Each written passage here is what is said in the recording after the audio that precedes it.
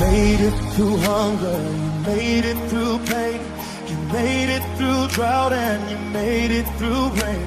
You rose over conflict, you've conquered your shame.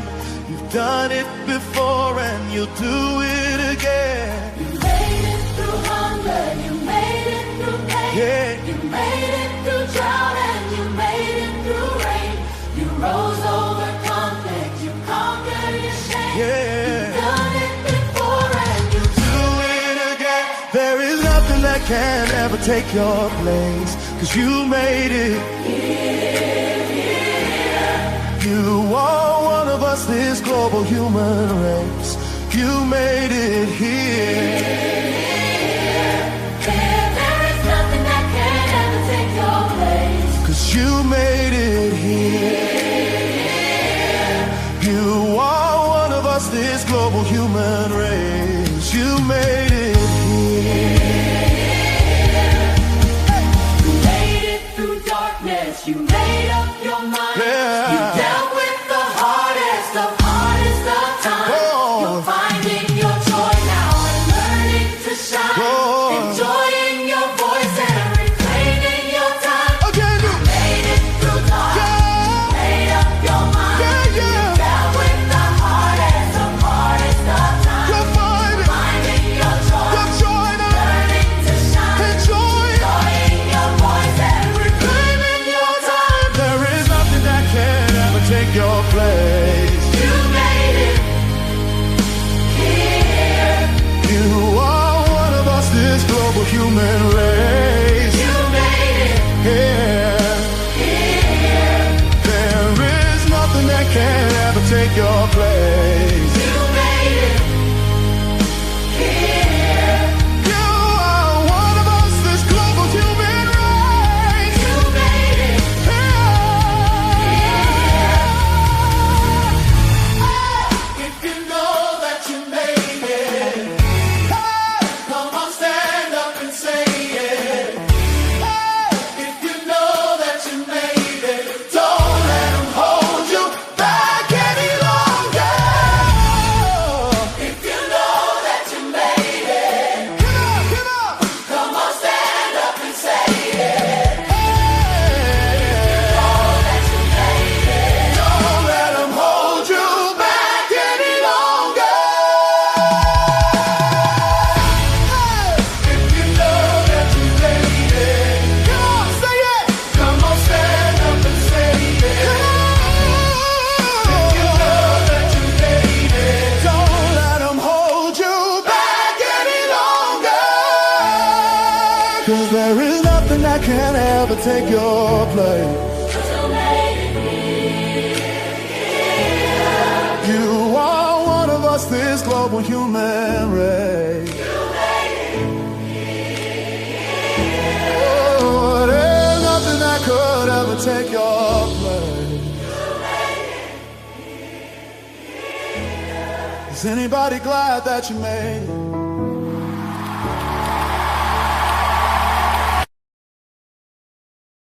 All right, all right, all right. Hey, welcome everybody. This is Sunday Sessions. It is your weekly touch point for connection, community, and conversation. I want to welcome everybody who's joining us live on YouTube. You might be joining us from the global campus. You might even be watching at a local watch party. Welcome, welcome. And of course, you might be visiting us from the future, watching the replay. But in any case, however you found us, we're glad you're here.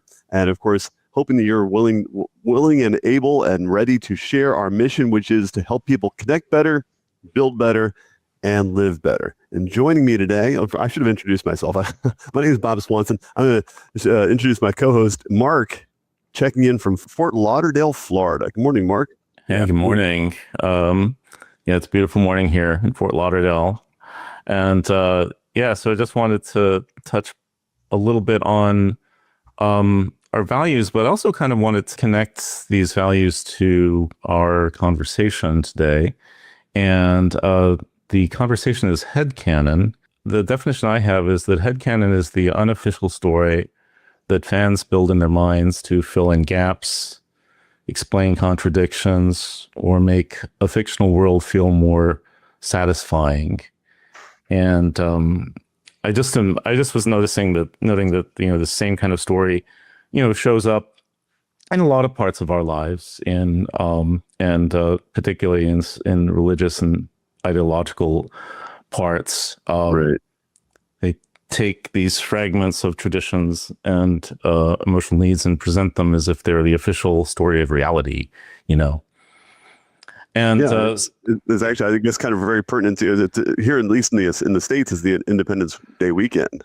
Yeah, and how much filling in has been done of our own national history. What stories have we been listening to? Which ones resonate as far as what the country has been and what the country currently is and where the country is going? And so these are all. So another take on this that I have is that headcanon represents humanity's audacious attempt to write its own interests into a shared story. And just to say that none of us are actually living the official story, but we need to build a life where meaning is chosen, grounded, and owned for ourselves.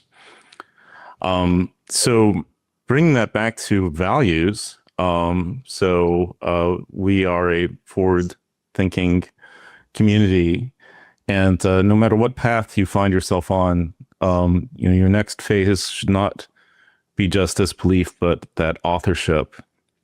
And we can't wait around for someone to write a better story for us to live in. We must recognize that life is a collaborative project, and we're actively shaping these stories to have true meaning within reality.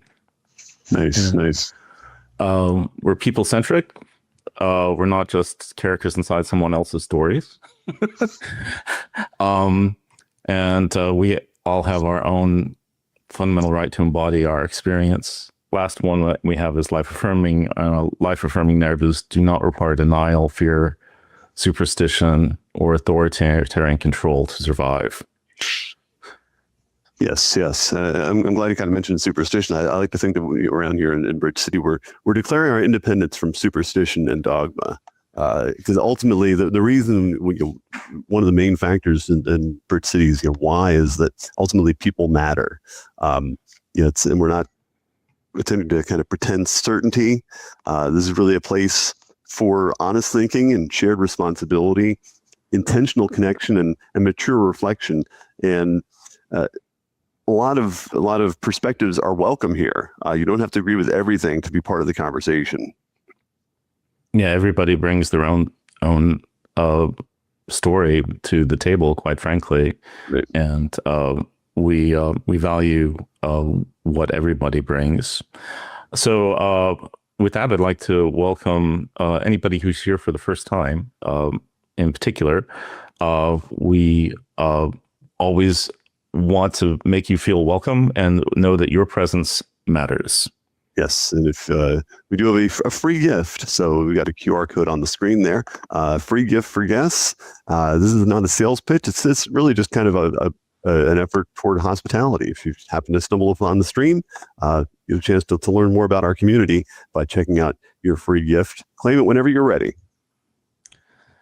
And also, I'd like to extend a welcome to our returning members.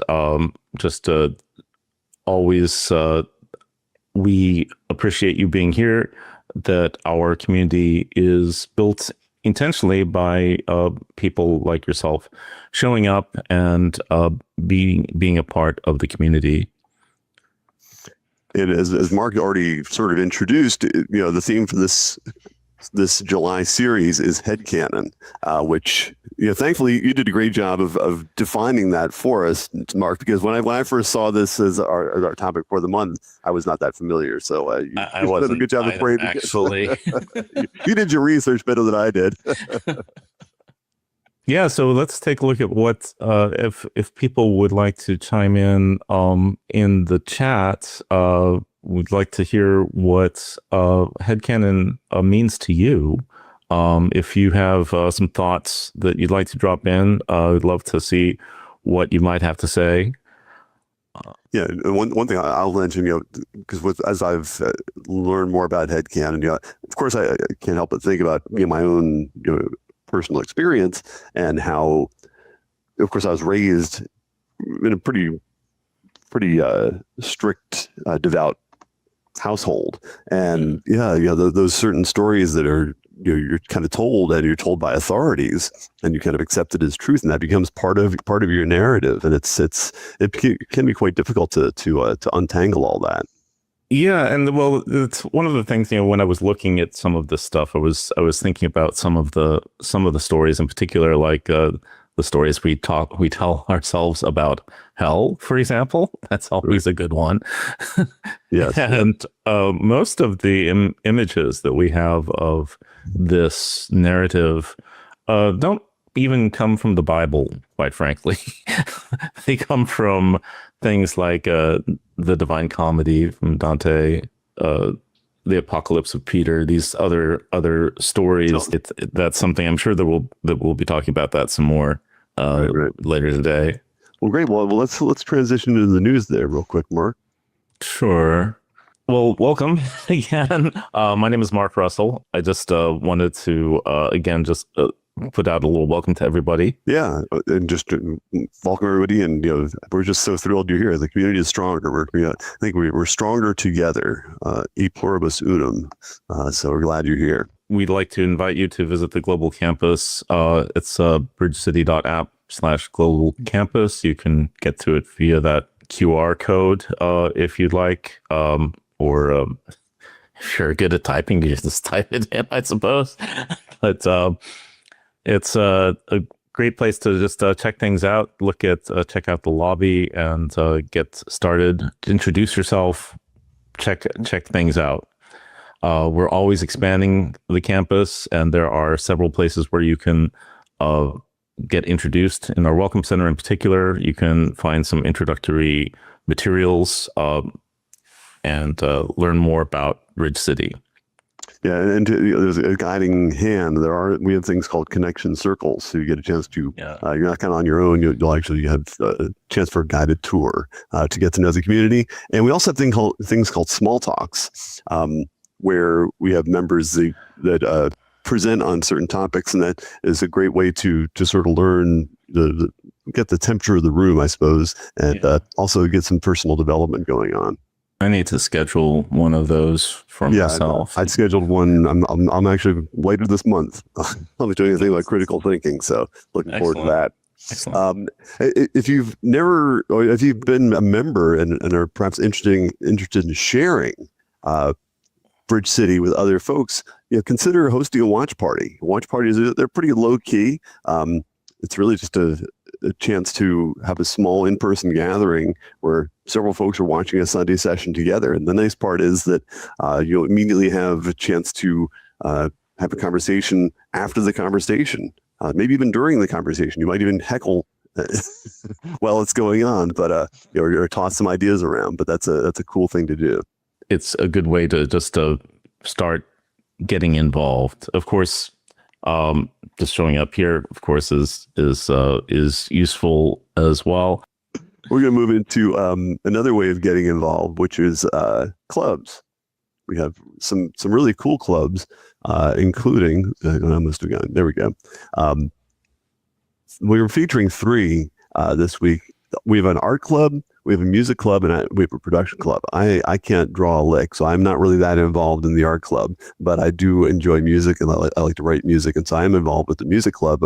Our member Jude she's the go-to, and she's the person who organizes songwriting sessions and that kind of stuff. And I'm also tangentially involved with the production club, where we kind of work behind the scenes to make this whole stream happen. Z is the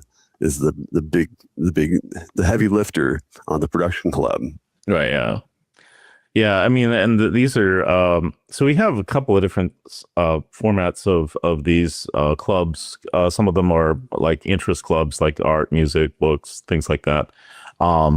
And then there's other clubs like the Production Club, which is more about participation, like doing, like actually getting things done. Um, and so they're slightly different styles, but something for everyone, I think, in this. And speaking of getting stuff done, that's what we want to feature now, a brand new music video that was a kind of a collaboration between the art club and the music club and the production club. Are you ready for it, Mark? Yeah, bring it on. All right. In a world full of irrational thinking and echo chambers, only the bridge builders can save the day, bringing us back to a shared reality based on truth and connection. Meet Fast Forward, bringing the future now. Meet Whimsy, fluttering to make new connections. And meet Affirmaman. Wait, is this really this guy's name? Really? Well, all right. Meet Affirmaman, doing whatever it is Affirmaman does. Together, they are the Bridge Builders.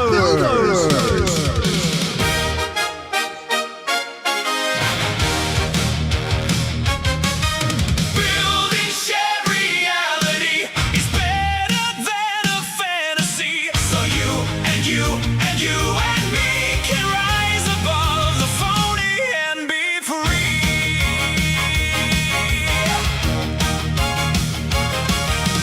When you lose your story, look to the bridge builders, where Dogmatron hides. Bridge builders fight. Your story is yours to write. Building shared reality is better than a fantasy. So you and you and you and me can rise above the phony and be free. Living the life you choose. Don't be afraid to lose when misinformation and algorithm attack. Bridge builders got your back. Together we can do it. Building shared reality is better than a fantasy. So you and you and you and me can rise above the phony and be free. Your power's always been within. You have the strength to fight and win. There was never a such thing as sin. Why wait for your life to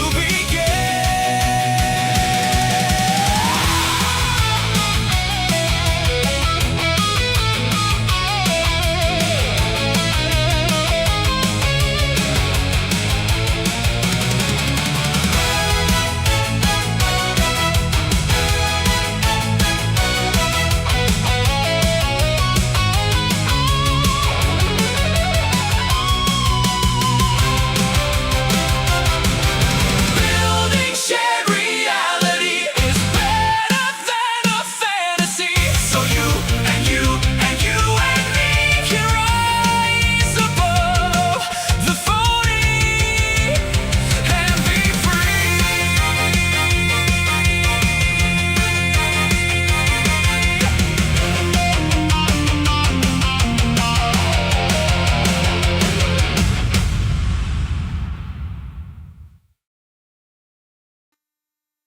Right.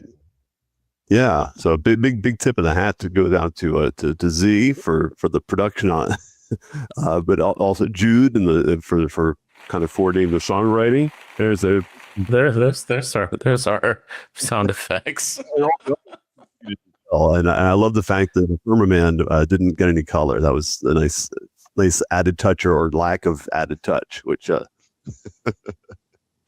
So anybody who obviously a lot of members contributed to that. If you're a new member, you don't necessarily need to jump in and start contributing in the moment, but just see that that is a possibility. I mean, we're looking for more and more folks to get involved. But at the start, just kind of get kick the tires and get a feel for the Bridge City community. And we certainly understand that joining a new community can be a little bit overwhelming for some folks. Yeah, absolutely. So what I'd suggest is, like, when you do come in, if you go to the lobby, and then you'll find something called a welcome center. If you go to the welcome center, there's a new member area, and that's a good way to go and explore and to get more acquainted with Bridge City. It gives you the steps for starting, to say hello, to learn the campus, and onboarding. And if interest, also, of course, join a team. Yes, our teams need more volunteers. So volunteering is important, and you just kind of ask yourself, what's one area of community building that you naturally care about, and then assess kind of your own strengths. Are you more of a behind the scenes person, or are you a people person? Are you a creative, an organizer? Perhaps just your support person. Whatever your strength is, there's certainly a role for you here at Bridge City. So we have different areas. We have a member experience team, which helps to welcome and bring people in. Our multimedia team, which is obviously what is creating this event today. The missions and events team, which we are working to create meaning outside of just our little Bridge City area here, to out into the entire world at some, as we can in our abilities. We have a social arts team, which I think that it's sort of like the social arts. Is that the collaboration of the arts and the music and all that? Is that what sounds good to me? Operations team, and actually your baby, as it were, the children and families team. So yes. Which that's one of my things. So we will be having hopefully some upcoming events with the children and families team. So, well, want to remind folks, the second Tuesday of every month is Giving Tuesday. So obviously, any community needs material resources, and if we're going to continue to grow this community, we need financial support. So second Tuesdays of every month are an opportunity for you to contribute. We don't have tithes around here. There's no membership dues, that sort of thing. But certainly there's always a room for generosity, especially if it's a cause in a community that you find it has value. Yeah, and of course, it should be only what you choose to give, and what makes sense. You can't be overextending yourself or anything like that. So, but we do ask that if you're able to help us out, we could use that. Always use that financial support. Let's just do a quick recap. Just like you to check things out, visit the global campus, explore a watch party, check out the clubs, welcome new members in,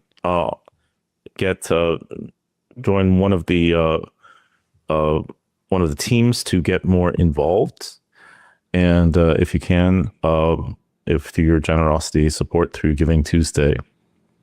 Awesome.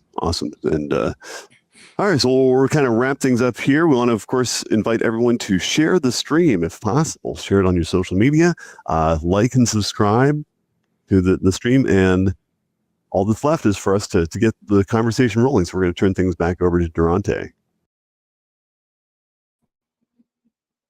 Welcome in, everybody, to another beautiful Saturday afternoon for a Sunday session. I'm so glad to see so many of you here with us today. Man, I am excited about week 2 of Headcanon. Are you? Last week, we jumped into this thing talking about This Is My Story, and today we're cranking it all the way up. Listen, are you a first-time guest? Is this your first time visiting Bridge City for a Sunday session? If it is, man, we got a gift that we'd love to put in your inbox. I don't know how you say it. We can't put it in your hands. It's digital, but we love to give this gift to you. And you can go to bridgecity.app/guest. If you have any problems with that link, just make sure to append the www dot at the beginning. So that's bridgecity.app/guest, and we're going to get a gift to you, just as our way of saying thank you for joining us today. Thank you for sharing a little bit of your time with us. You could be anywhere right now. You probably are anywhere right now, but here you are still giving us a little bit of your time. So we appreciate that. We honor that, and we thank you. All right, y'all ready? Y'all ready to jump into this? First of all, hey, where are you watching from? As you're coming in, let us know where you're watching from. That's how we find out where people are. You may be watching with your neighbor. You may say, hey, I'm in Chicago. And somebody else says, hey, me too. And then look at there, you have found a friend. And that's one of the beautiful things about community, is that it's not just finding a place to be you and be your authentic self and belong without believing or belong without conformity. It's also about finding a place where you can truly connect with other folks. And that's really our mission, to help people connect better, build better, so that they can live better. And so one of the most amazing things that happens in this community, one of the most amazing things that I'm super excited about, that I'm always amped about, is the amount of people who come in here and find new friendships, new relationships that help push them forward and help them be better. What we got some, okay, I got to put this on the screen because somebody is in my neck of the woods. I'm here in Alabama, found you through the faith community. I love it here.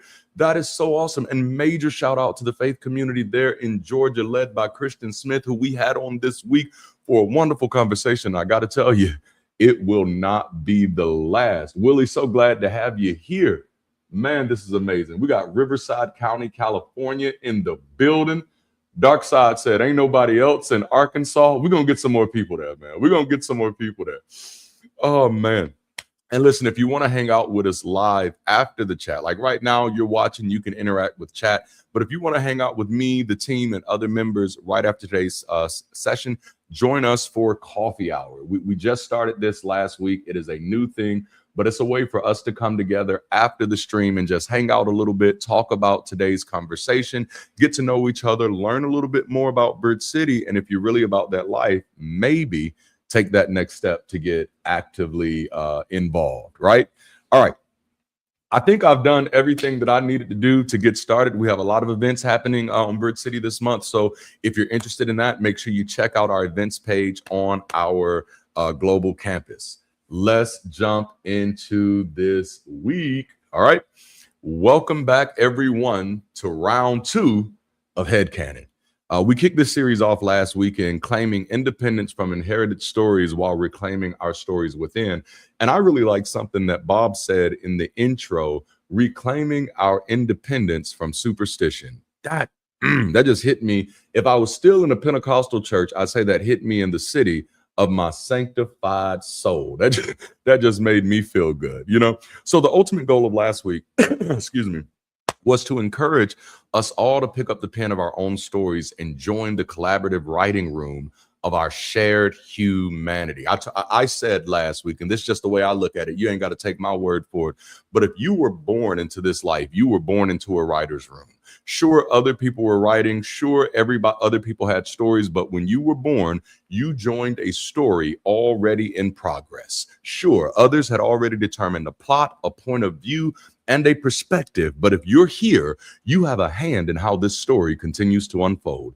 This is your story just as much as it is anybody else's story. But in order to get to the truest version of the stories we tell, live, and embody, we've got to confront the great chasm of misinformation often created by the proliferation of, you guessed it, headcanon.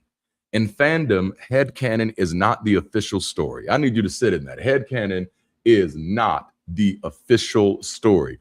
It's the story that the fans build in their minds to fill gaps, explain contradictions, or make the world feel more satisfying. When I was a kid, I got really into this show called Charmed. Does anybody remember Charmed? Do y'all remember Charmed? Phoebe, Prue, and some other ones. Okay, Piper, and then Paige. There we go. I got them all. So you got all of them. But one of my favorite characters in that show was a demon. He was half demon. He was half human. His name was Cole. I'm going somewhere with this. He was half demon. He was half human. But Cole became my favorite character in the entire show. They had this weird arc with the avatars, and then they eventually wrote my boy off, and so we never saw him again. I think the actor that played him just recently died, and it hit me in a hard place because he was such a talented actor. But one of the headcanon that I developed was not, he was still on the show. Him and Phoebe was still together. They done had kids, and their kids are super powerful. That's headcanon. Headcanon are the stories that we build in our minds to fill gaps, explain contradictions, or make the world we're engaging feel more satisfying. And we don't just do that with fiction. No, we don't. We don't just do that with fiction. It's often the stories we tell ourselves when the menu provided doesn't completely fulfill our appetites. This is why I introduced the concept last week of narrative awareness, which is the ability to recognize, deconstruct, and evaluate the stories we hear, tell, and live by. It allows you to see how media, culture, and personal experiences shape your worldview, helping you filter out manipulative frames and understand the constructed nature of reality. Reality is constructed. Understanding narrative awareness spans a few key areas of human experience. And I just kind of want to lay this down before we get into the meat of it. And I want to share these with you. So the first one is personal identity. Narrative awareness forms the foundation of our narrative identity. Okay. It forms the foundation, of our narrative identity, the continuously evolving story we tell ourselves about who we are and our place in the world. Can I ask you real quick, what is your narrative identity? Who are you? And what is your place in the world? And please don't lean on me expecting me to tell you. No, this is you. This is you sitting in your agency, sitting in your autonomy, sitting in your authenticity. Who are you? And what is your place in this world? Being aware of this allows you to consciously re-author negative or limiting personal stories. But then there's also media and culture. We are constantly absorbing messages from mass media and social algorithms. Narrative awareness enables you to step back, identify the underlying agenda of a story. What is this story trying to get me to feel? What is this story trying to get me to perceive? How is it trying to impact the way that I view the world that I live in? And then learn how to question why it is being framed in a certain way. Okay, so, and then there's also communication and persuasion, which is deeply connected to the narrative paradigm, a communication theory suggesting that humans primarily make sense of the world. And trust me, I'm going somewhere, through storytelling rather than purely logical arguments. Have you ever tried to have a conversation with somebody rooted in logic, and no matter how hard you tried, they just couldn't get there with you? That's because many times people are making sense of their world through stories, not through logic. Okay, which now brings us to psychological well-being. In counseling, narrative therapy, check that out. Narrative therapy, my country accent came out a little bit, therapy. Narrative therapy utilizes narrative awareness to help individuals separate themselves from their own problems, positioning them as the ultimate authors of their own lives rather than helpless subjects of their struggles. So the big question of narrative awareness is, to what extent do I recognize the constructed nature of the stories that are shaping reality? How does the conscious awareness of our own life story shape our identity, our decision-making, and most importantly right here, our psychological well-being? Are we aware of the collective repeated narratives, like the stories told in the media, that influence what we perceive as normal? As normal or true? So let's jump into week number 2. I shared this quote with you last week, and it bears repeating. Until the lions have their own history and historians. This bears repeating. This comes from West Africa. It's a quote that I've been hearing for a very long time. Until the lions have their own historians, the history of the hunt will always glorify the hunter. I want you to sit in that for just a moment. Just sit in it. Until the lions have their own historians, the history of the hunt will always glorify the hunter.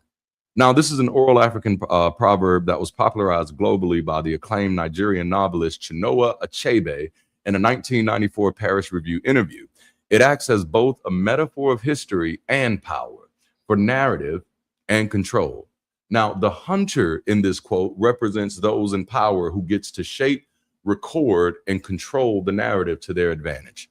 The lion represents those who are silenced, misrepresented, or left out of the official historical record, the canon. And the lesson is the dominant story will always favor the powerful.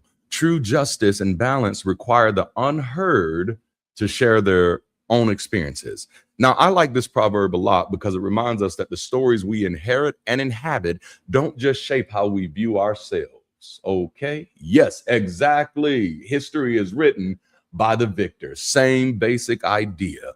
The stories we inherit don't just shape how we view ourselves. Stories have a way of predetermining what is considered heroic and what is considered villainous. They often tell us who should be trusted and who should be feared, what should be praised and what should be shamed. If we're not careful, stories work to reinforce powerful but false binaries that only exist in the narratives we tell ourselves and are not often truly representative of the world that we live in.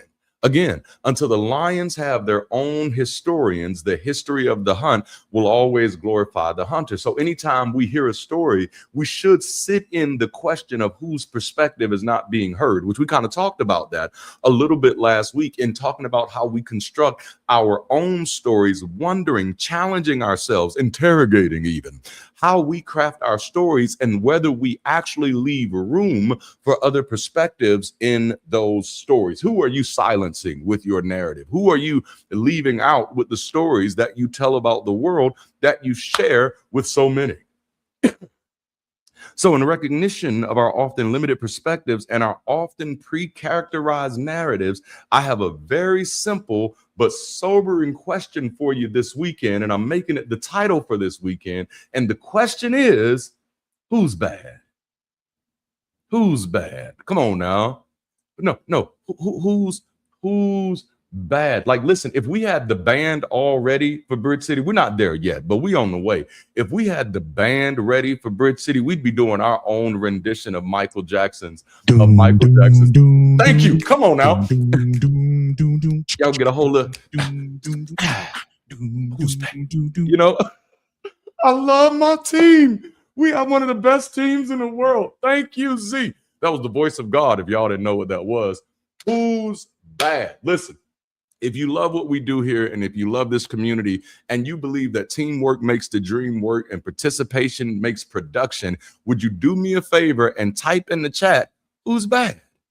No, who's bad? Today, we are exploring how villains emerge and evolve in our narrative identity. Who's bad? Who's bad? Hey, don't you leave this stream to go listen to Michael Jackson. You wait till after this stream to go listen to Michael Jackson. Now you wait. All right. So this weekend, we're exploring how villains evolve in our narrative identity. There we go. Who's bad? Thank you, Darnea. That's my wife, y'all. Thank you, Captain. Who's bad? Listen, we're talking about how did this evolve in our story? Not just how did they get in the story, okay? But how did this evolve? According to modern psychology, villains often emerge in our personal and collective narrative identities through the internalization of trauma, the polarization of opposing values, and the instinct to project blame onto external forces. We construct these figures to organize complex experiences and assign meaning, fundamentally shaping our self-perception.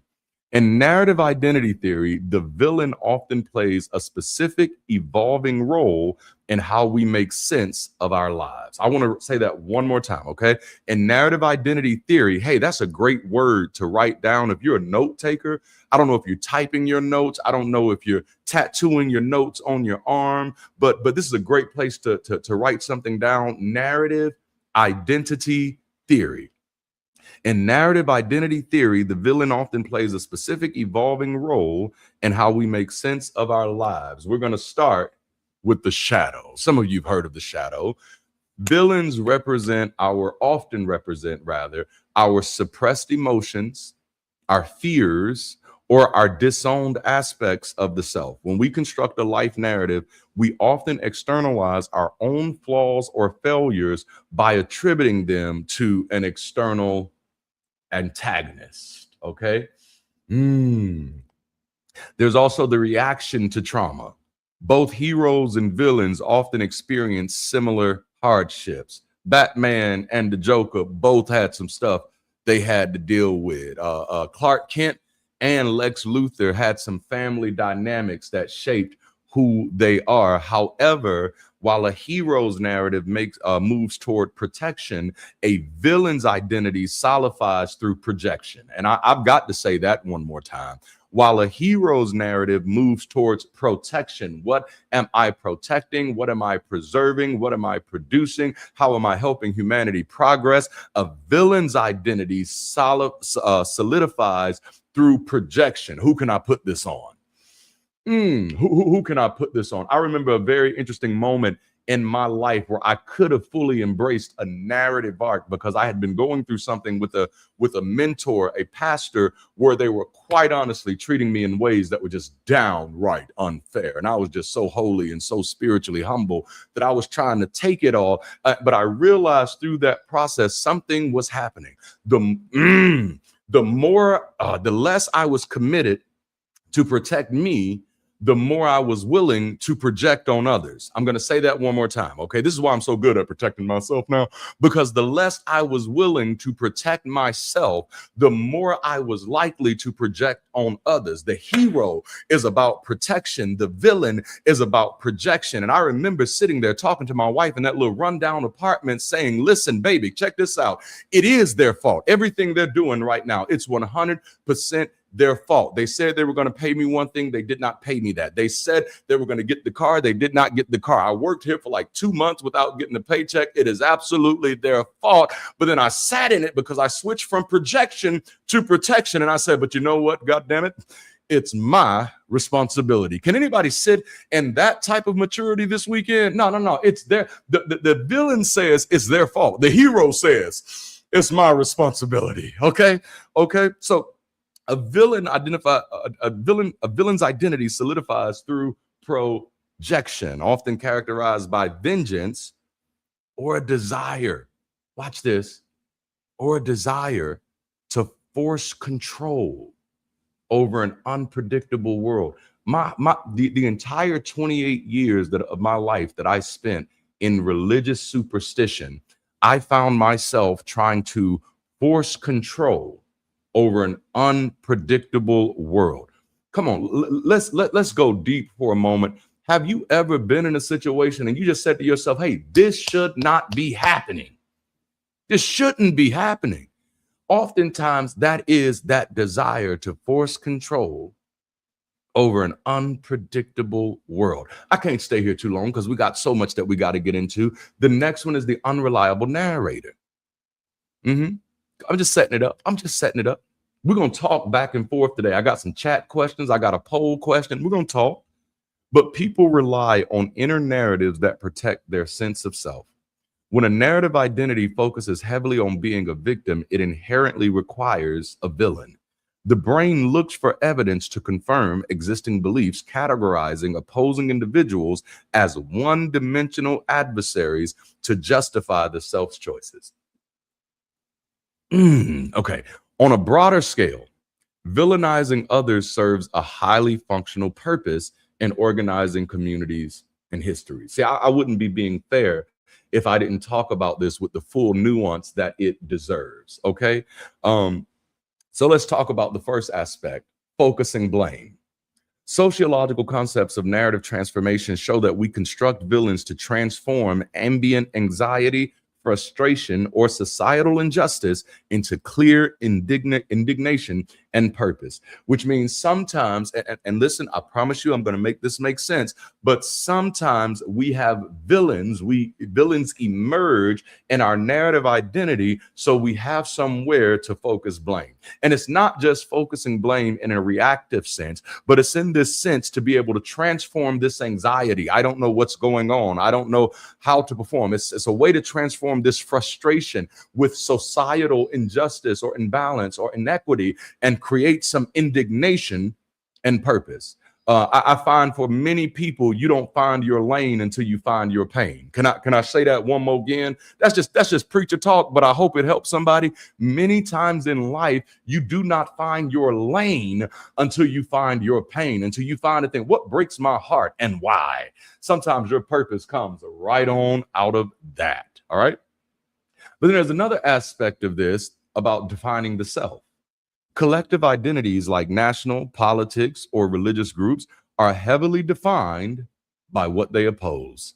The villain's destructive actions force the community to mobilize, defining the hero by their bravery, sacrifice, or commitment to the common good.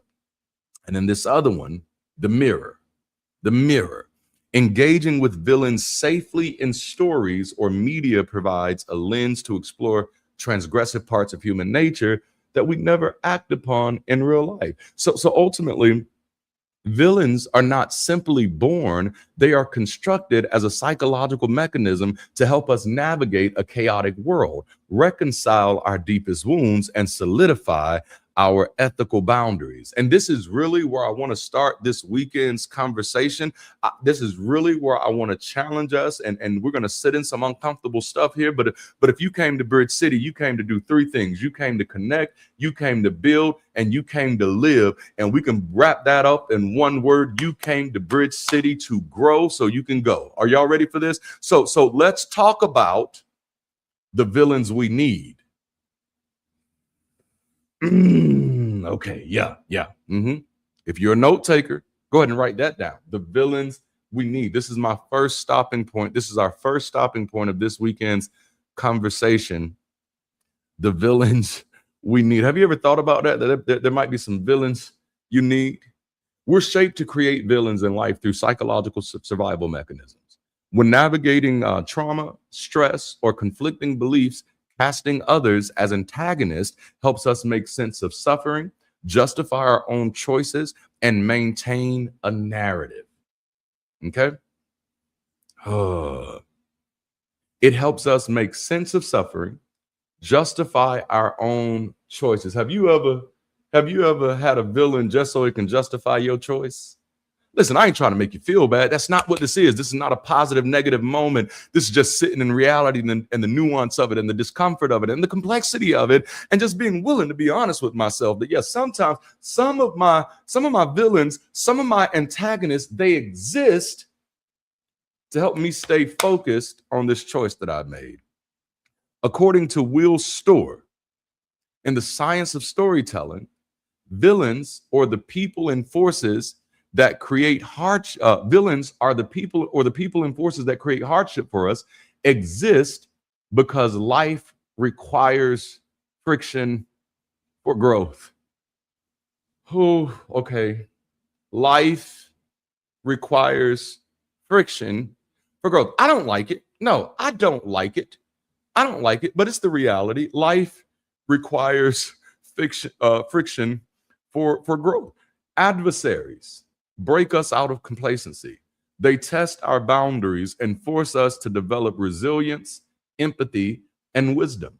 Some of you have had to dig deeper into your empathy than ever before, primarily because the villains that have rose up over the past few years in Western politics. Am I preaching good? Am I talking all right? Not like for some of the villains.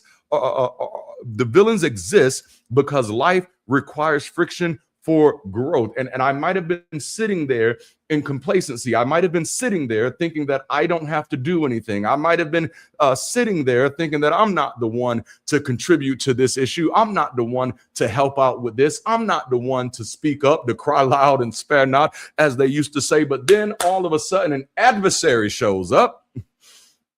And it breaks us out of the complacency. I just can't sit here and let this continue to happen. It begins to test our boundaries. How far am I willing to let this go? And then it forces us to develop resilience. No, if I'm going to get in it, I'm going to have to stay in it. It encourages us to develop empathy. No, if I'm going to be in it, I'm going to have to understand what I'm in. And it encourages us to walk in wisdom, that I'm going to have to be, watch this, as wise as serpents. I got to steal it. and as harmless as doves. Without the contrast of darkness, the positive aspects of our lives, such as peace and connection, in many cases would lose their meaning. From a psychological and philosophical standpoint, these figures serve several distinct purposes in our development. Number one, they are catalysts for growth. The villains we need, that's what we're talking about. I'm talking about the villains you need. They are catalysts for growth. Just like in storytelling, real life obstacles force the protagonist, that's you, the protagonist, to evolve, to learn new skills and overcome internal flaws. Okay, that's the catalyst for growth. I'm so mad at what I'm seeing, but the present version of me is not capable of doing anything about it. So I'm going to start working on my capacity so that the thing that I'm mad about, I can actually do something about. I am preaching better than y'all are responding. Just like in story, these real life obstacles, they force us to evolve, to learn new skills. Are you just going to sit there, or are you going to evolve? Are you just going to quit, or are you going to learn some new skills? Are you going to be willing to overcome your internal flaws? But Darante, I'm not perfect. I have great news for you, beloved. It doesn't exist, so none of us are. We're not perfect. We're just present. The next one is moral clarity. Moral clarity. What's up, Kyle? Moral clarity.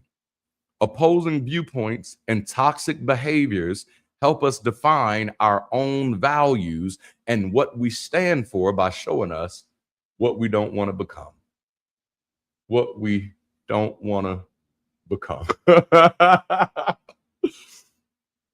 That's the moral clarity. For years, I spent in ministry, and it was a struggle for me because y'all know I got a very different type of personality. It was a struggle for me because the idea was you got to want what we have, right? That was the idea from elder statesmen to younger statesmen, from the bishops to the young ministers, from the ordained to those who've just been recently commissioned. You got to want what we have. You got to want to do it the way that we want to do it. But after 2 decades in it, I was like, I don't want that. I don't want to do what you're doing. I don't want to become who you are. Sometimes opposing viewpoints and toxic behaviors help us define our own values. This is one of the reasons that I am so grateful for my experiences with my mentors, good, bad, and ugly, because what I learned from all of it is who I want to be and who I don't want to be. Man, hey, mentor, I love you, buddy, but there's certain aspects of you that I would never want to be a part of my personality, and I'm so grateful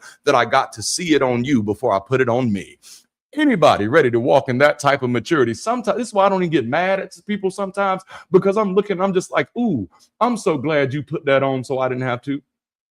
I'm so glad you wore that. So now I know what it looks like. So now I don't have to put on that same garment. Oh my goodness. That's the moral clarity. But then there's also the shadow self. People who frustrate us often mirror our own unacknowledged flaws, forcing a level of self-awareness and introspection we might otherwise avoid. Have you ever been mad at somebody because they not doing what you not doing? No. I'm gonna say it again. See, listen, if you come in here, you might as well get ready to have this stuff repeated, because I need this to make sense. Have you ever been in a place where you've been mad at somebody for not doing something that you're not doing? So at that moment, you're not really mad at them, you mad at yourself. Let me bring this home and look, listen, this trigger warning, okay? I've watched this happen in many communities over and over again, where somebody gets pregnant out of wedlock and the family is mad at the person who gets pregnant out of wedlock. You got pregnant too soon. You got pregnant and you weren't married. You got pregnant and life wasn't all together, and you mad at them. But in the reality, you really not mad at them. You mad at yourself, because now they are mirroring back to you what you did, how you live, what your life looked like. And now you are upset. See, that's that shadow self. See, every time you mad, you think your emotions are telling you about the external world, when in reality, your emotions are telling you about you. And so you mad. And instead of interrogating what this emotion tells me about me, you turn your emotions into prophecy. You turn your emotions into this type of clairvoyance. Because I'm mad at them, they must be bad people. Y'all, okay? Okay. At the same time, it's helpful to remember that most villains in real life aren't inherently evil. They're deeply flawed. Hey, check this out, beloved. Remember when I told you the good news a little bit earlier, which I hope it took a lot off your back. I hope it made you feel better. I hope it made you feel a little bit more human, that you can walk around and just live your life and breathe, realizing that you're gonna make mistakes sometimes because you're not perfect and perfection doesn't exist. So I need you to realize, if you know that you're not perfect and that perfection does not exist, guess what? Everybody who's ever broke your heart, everybody who's ever hurt your feelings, everybody who ever did something that created damage in your life, here's the reality, beloved. They just as not perfect as you. Huh? What? Newsflash. They're just as not perfect as you are. And so many times we take harm and turn it into evil. We take hurt and turn it into intent. But many times the villains in your life are not inherently evil. They're just often deeply flawed. Just like your flawed ass. I'm sorry, did I say that? Did I say that? Man, if we was in a building, everybody was together, I'd tell you to lean on your neighbor and say, he talking about you. He talking about you. He ain't talking about me. Okay, so they are deeply flawed. They are deeply hurt or self-centered individuals reacting to their own traumas and their insecurities. That's them. That's them. And you know how you know that's them? Because that's you. Anytime somebody hurts you, I dare you to stop and say, dang, when was the last time I hurt somebody? The big point here is that it seems that villains often emerge because we need them. Sometimes it's the things you get mad at that get you moving. It's often the things that break your heart that will lead you to break your habits and do something different. For some of you, if you've never got hurt, you would have never become so passionate about healing.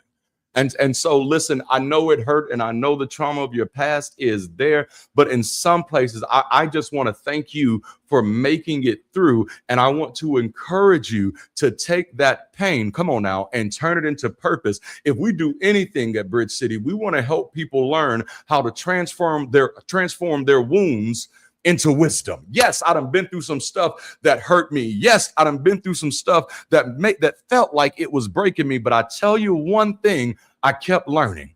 I kept learning. I kept growing. I kept transforming. I'm so grateful for anybody who went through trauma and came out on the other side trying to help somebody else. I didn't mean to preach, but I just feel like it today because it kind of feels good. And it's a little hot outside. So listen, for some of you, it is often what hurts and harms us that forms our moral identity by often forcing us to grow and evolve.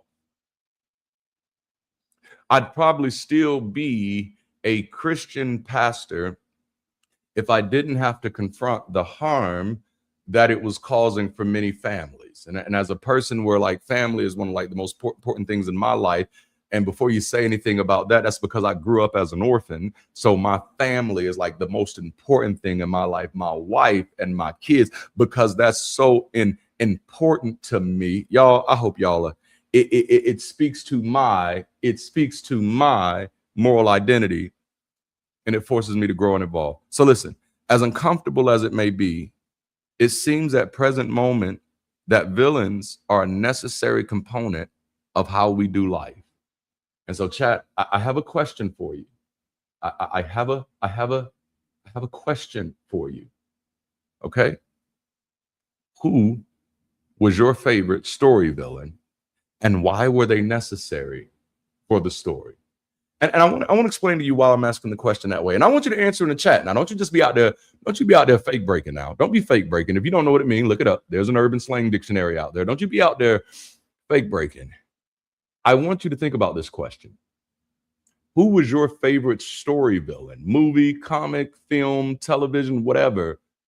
And why were they necessary for the story? Bowser. That is hilarious. Oh my goodness. I love it. See, now I'm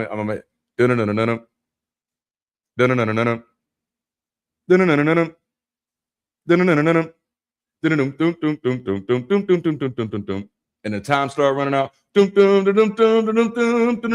Sorry, had to go there real quick. Who was your favorite story villain and why were they necessary for the story? Yes, Ultron. Man, and Dexter. Okay. The Penguin, because I love that he's with all my peeps. Oh my goodness. Listen, yeah. Now, Darante, why did you ask this story? Because we're talking about villains. All right. And I don't want the big bad wolf. Man, do y'all know in the 5th grade, I had to play a lawyer in the play. It was like an improvised play. I had to play a lawyer in the play about the big bad wolf versus the 3 little pigs. And I represented the big bad wolf and I got him off scot-free, 5th grade. Proud of myself. Probably should have took the bar. The reason I'm asking this question this way is to get you comfortable talking about villains before we get in your business. All right. So one of my favorite story villains of all time is Magneto of X-Men. He's one of my favorite villains. Oh my goodness. Like I grew up on X-Men. For the longest time, I thought Wolverine was X-Men. I thought it was like Wolverine was X-Men and the other people were just his homies that were hanging out and stuff, you know? But the more I'd watch the cartoon as a kid, I was like, oh, I love the Joker. Yes. The more I'd watch the cartoon as a kid, I absolutely fell in love with Magneto. As hard as they wanted me to see that man as a villain, it was so hard. And I think he's a great case study for villainry.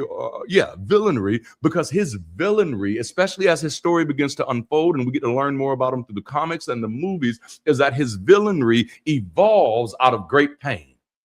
And that he doesn't exist just to be a thorn in anybody else's flesh. He exists in a story of his own. Ursula, come on now.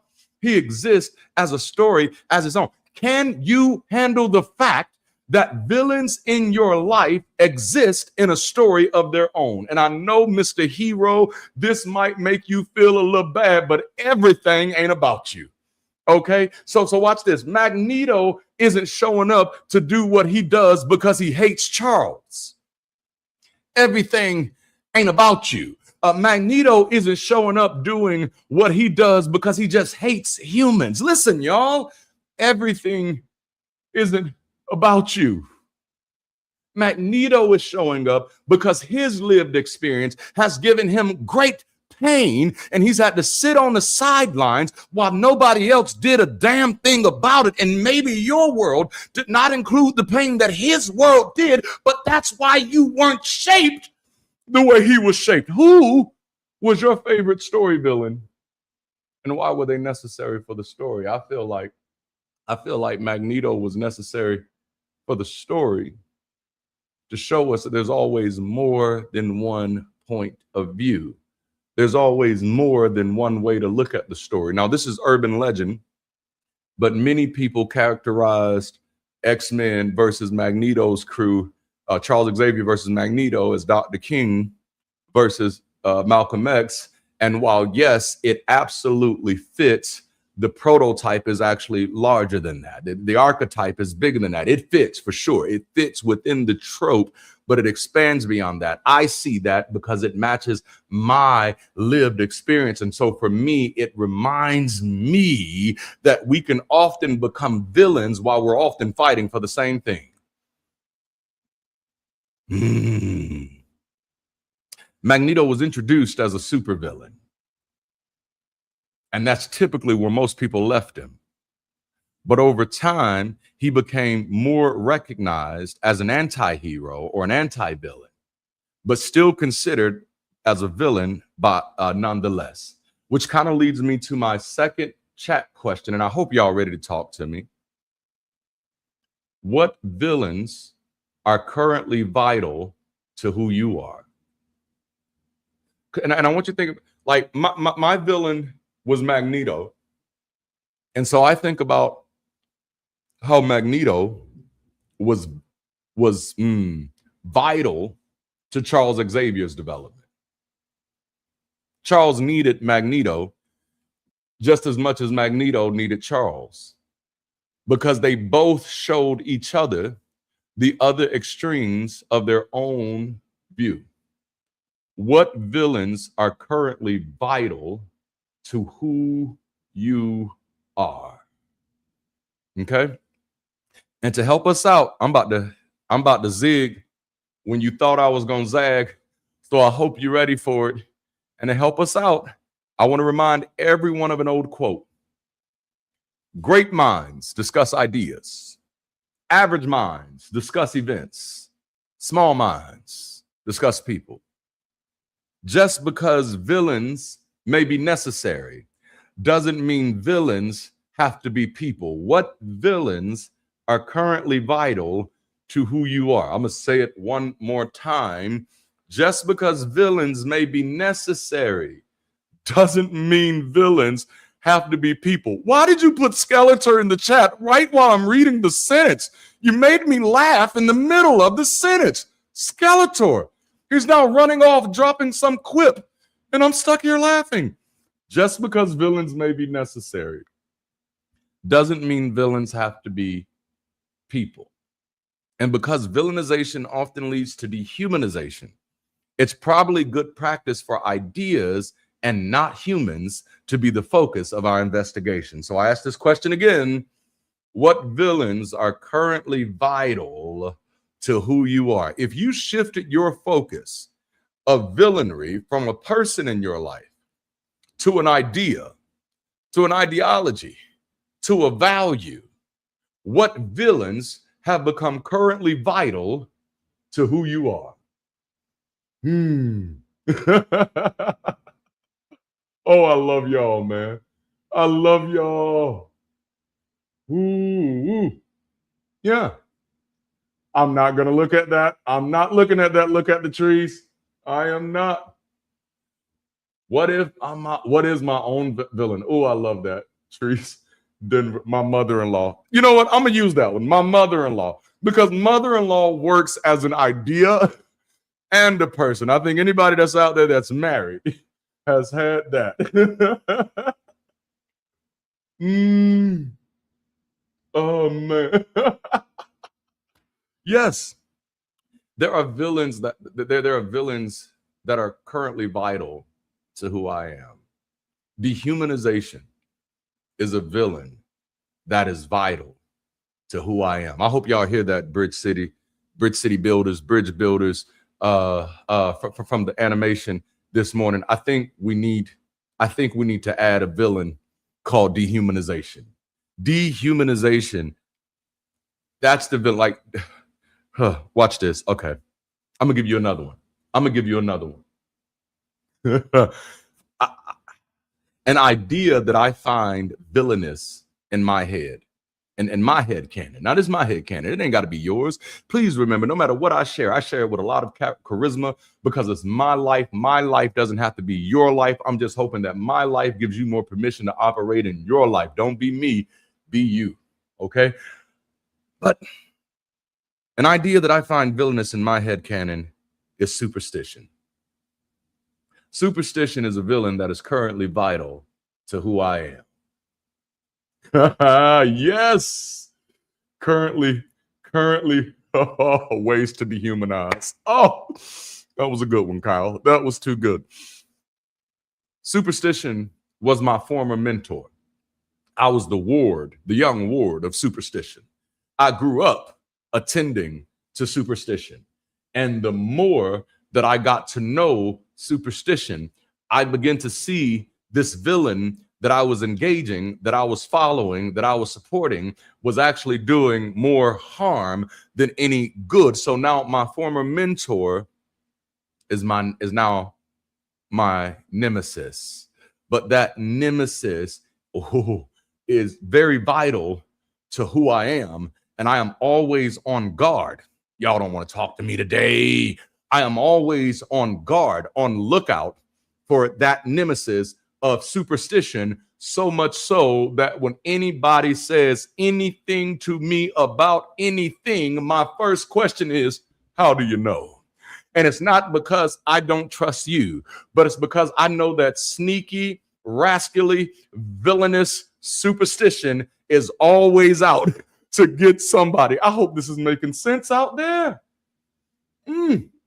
Subversion. I like that, Joshua. Thank you.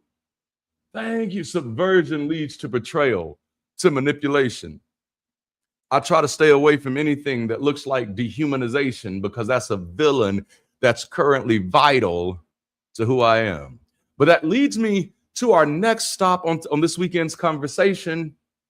It leads me to my next stop. Let me take my banner down so we can put this up. We've talked about the villains we need. Now let's talk about the villains we are. Oh, you ready for that? Are you ready for that? Can you talk about the villain that you are?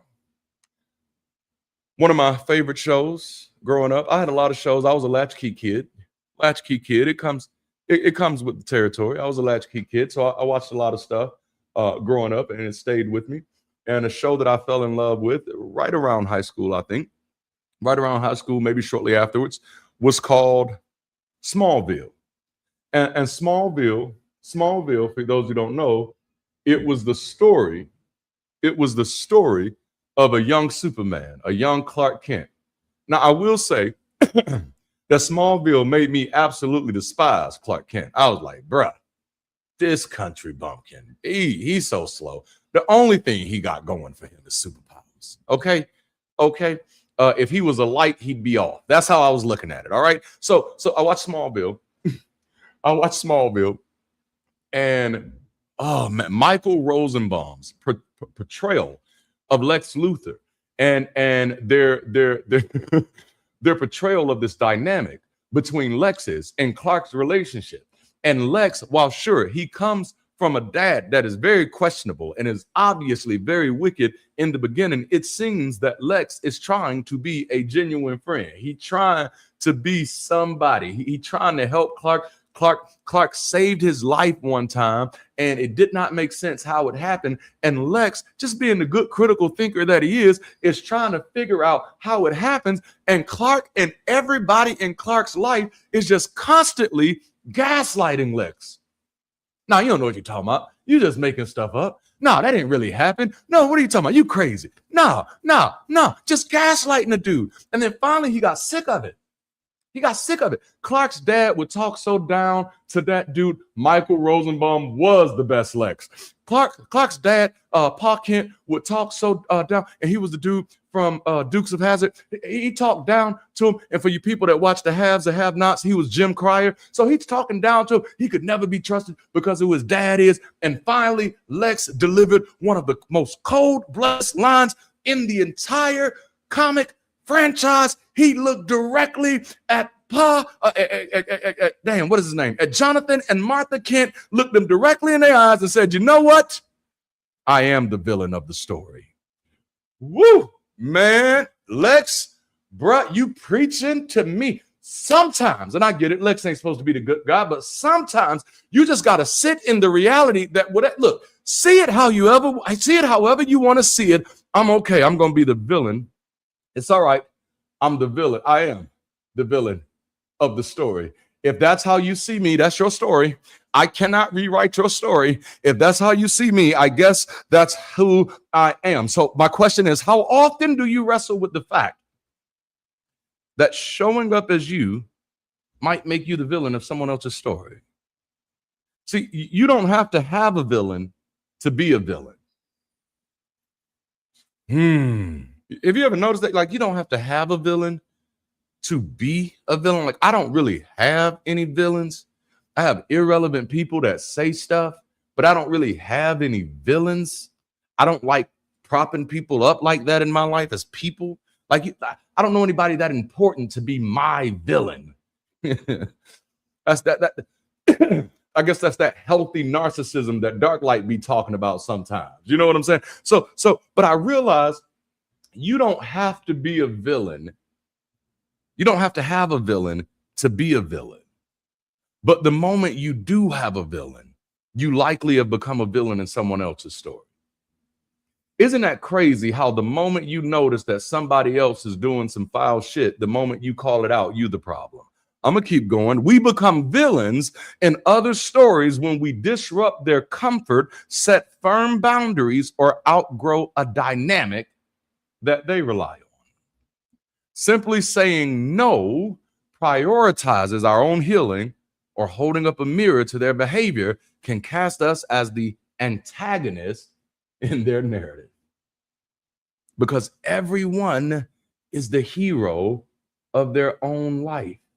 Everyone is the hero of their own life, and any action that threatens their worldview or interrupts their goals can be easily reframed as a malicious attack. We frequently step into this role through a few universal triggers, okay? Number one, setting boundaries will create a villain quicker than almost anything else in this world. Draw a line in the sand and see what happens.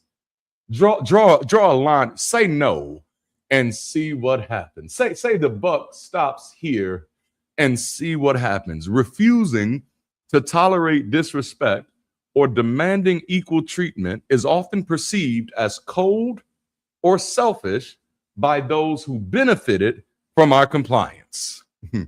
I tell people all the time, listen here, your yeses should build you and your no's should shield you. All right. My no means I just put up a shield of defense. Ain't nothing you can do to get past that. That no, that means no. My yes only comes attached to things that are actually going to help build my life. But you will find out real quickly that no is a powerful word of revelation. The moment you say no, you start finding out who people are. Oh, you thought you was going to come in my life and run roughshod. You look it up, run roughshod, No, you've been tricked, hoodwinked, bamboozled, run amok. Who taught you had authority here? I'm sorry, I had to go there. The other one, not setting boundaries will do it. The setting boundaries will create villains and enemies and all types of things in your life because people don't like no. Just ask many of our women and our sisters out there who have to deal with life threats just by saying no. Okay. But then there's another one called prioritizing growth. Have you ever decided to kind of grow a little bit? And all of a sudden you start growing and people start getting mad at you because you're growing? Look, you didn't have to do anything wrong to anybody. It's just that you're growing. And all of a sudden, because you growing, it's like, who does he think he is? All of a sudden that you're growing, you're like, who does she think she are? She thinks she better than everybody else now, just because you're growing. Setting boundaries and then saying, you know what, I think I'm growing past this often creates other people who say, well, why are you doing that? Why are you growing past us? Why you won't just stay here where we are? Moving on, making assertive life changes, or choosing your own peace can leave someone else feeling abandoned. I watched this in my own family as one of the women who helped raise me. She's my great aunt, but I called her Granny because she was the sister of my grandmother who was killed when my mother was 9 months old. And so she was one of the women that helped raise my mother. And then consequently, one of the women who helped raise me because my mother wasn't as active as she could have been or should have been, or however you want to see that. But one of my aunts, out of all of my granny's kids, decided that she wanted to go to college and just do a little bit better for herself. And as soon as she got the college degree, her mother, my granny, who I love my granny, who the hell she thinks she is? That don't make her better than nobody. So sometimes you ain't even got to do nothing wrong for somebody to be upset with you. And that goes back to that mirror, that shadow that we talked about earlier. Granny wasn't mad at her daughter. She was mad at herself, but did not have the emotional maturity to sit in it. Here's the third one: setting boundaries, prioritizing growth, differing perspectives. Okay. A decision made out of necessity or survival can be twisted into an act of cruelty when viewed through the lens of another person's bias. And then here's the one that I think is going to hit a lot of people. This is one that has definitely hit my life. I've made a lot of villains in my life. In ninth grade, there was a riot at my school. There was one school that came over. It was a pep rally day. And I don't know what happened. A fight broke out and the police showed up, and the police are, just throwing people down. And of course, you can imagine that in a city like Dothan, Alabama, where the majority of the population is white, in the school that we were going to where the majority of the population was white, the only kids that were getting thrown against the pavement happened to look like me. And so I stepped in and I spoke up, and I didn't even speak out disrespectfully. I spoke up to the kids. I asked them, hey, if you give me your parents' names and numbers, I will call them and let them know what happened today. And I ended up getting slammed. I had like 5 police officers, 9th grade. This is me. 5 police officers grab me, throw me on the ground, twist my wrist, broke my glasses.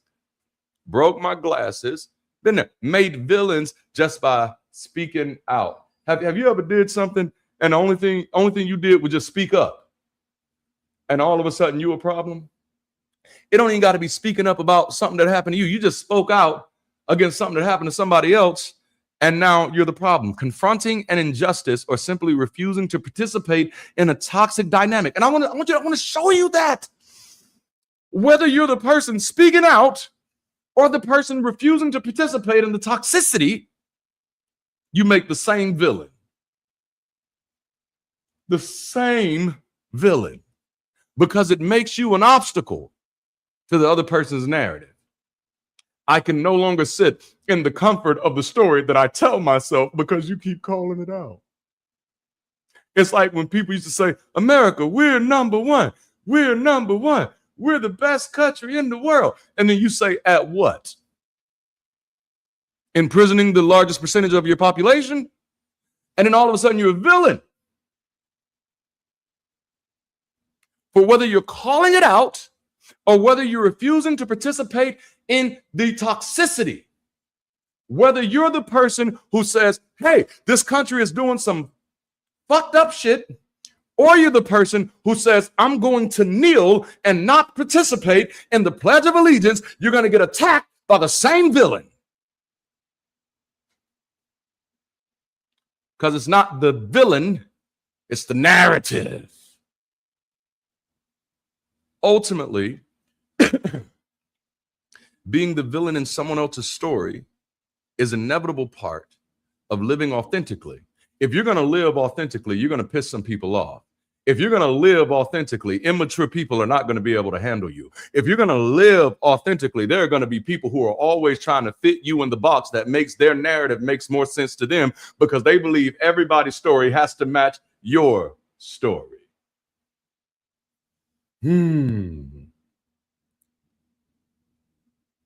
But you're not born to be universally liked.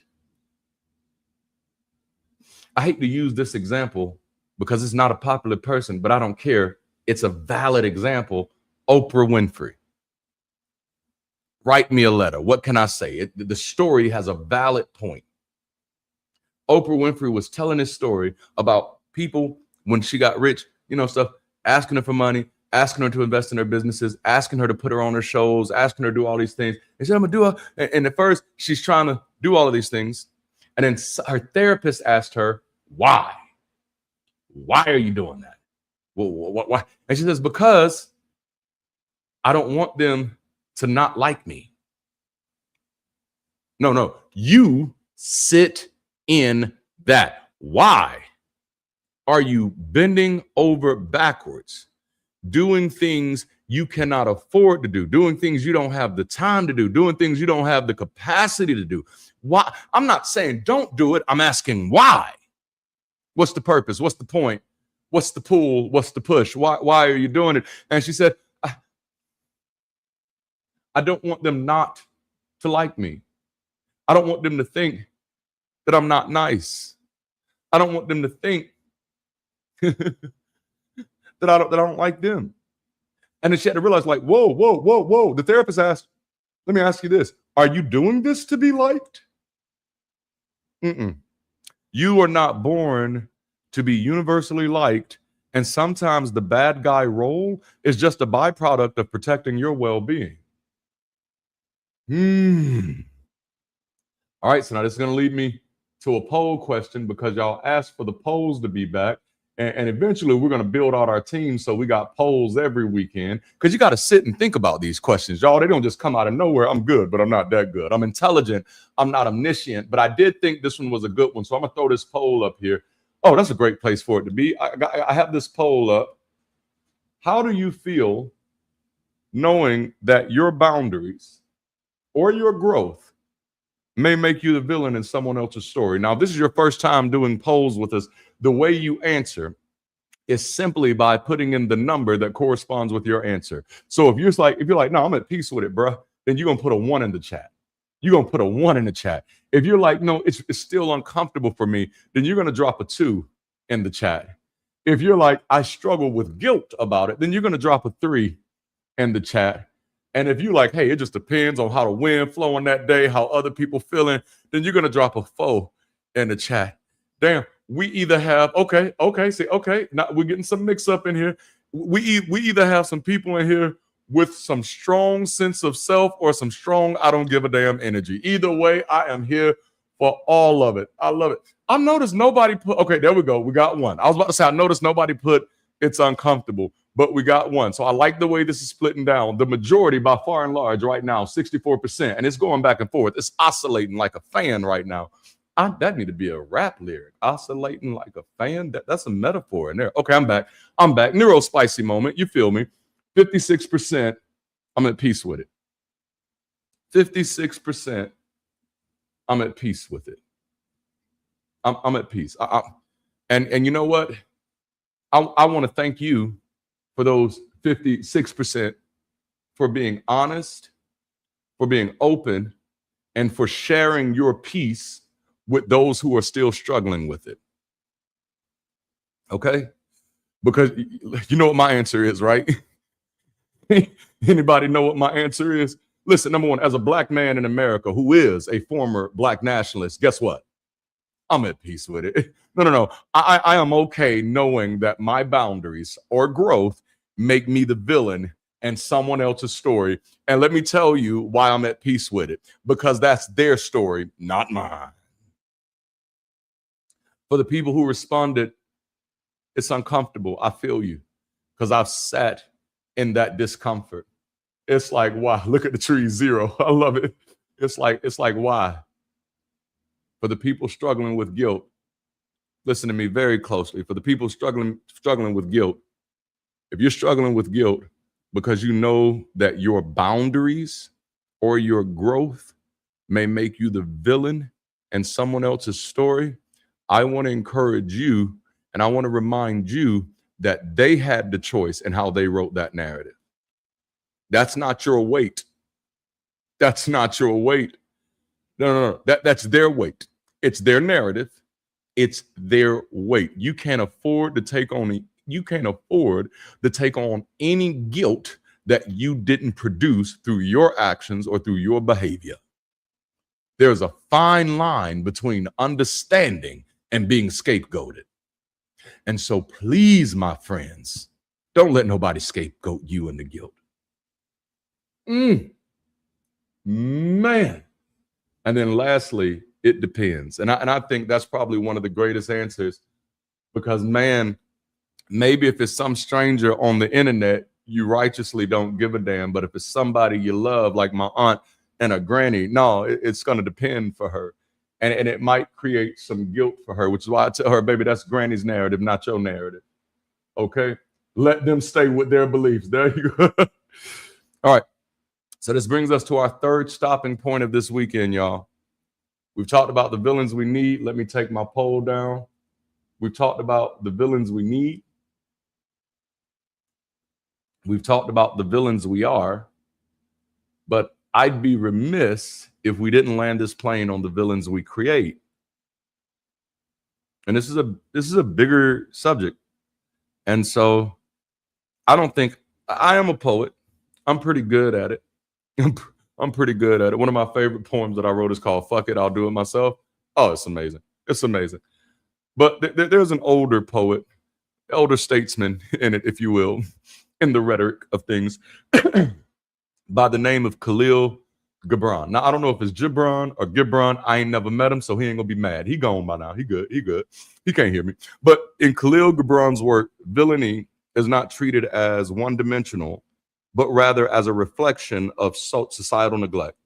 Now, this is one of the reasons why I do try to operate in a little more nuance than people are often comfortable with. Because me looking at things from a societal perspective, I recognize that nobody gets here in a vacuum. Yeah. And there are some people that I know that hold some really wild, damaging, harmful perspectives. But I know those perspectives did not develop in a vacuum. Sometimes we like to just look at the world as somebody was sitting down one day and said, you know what?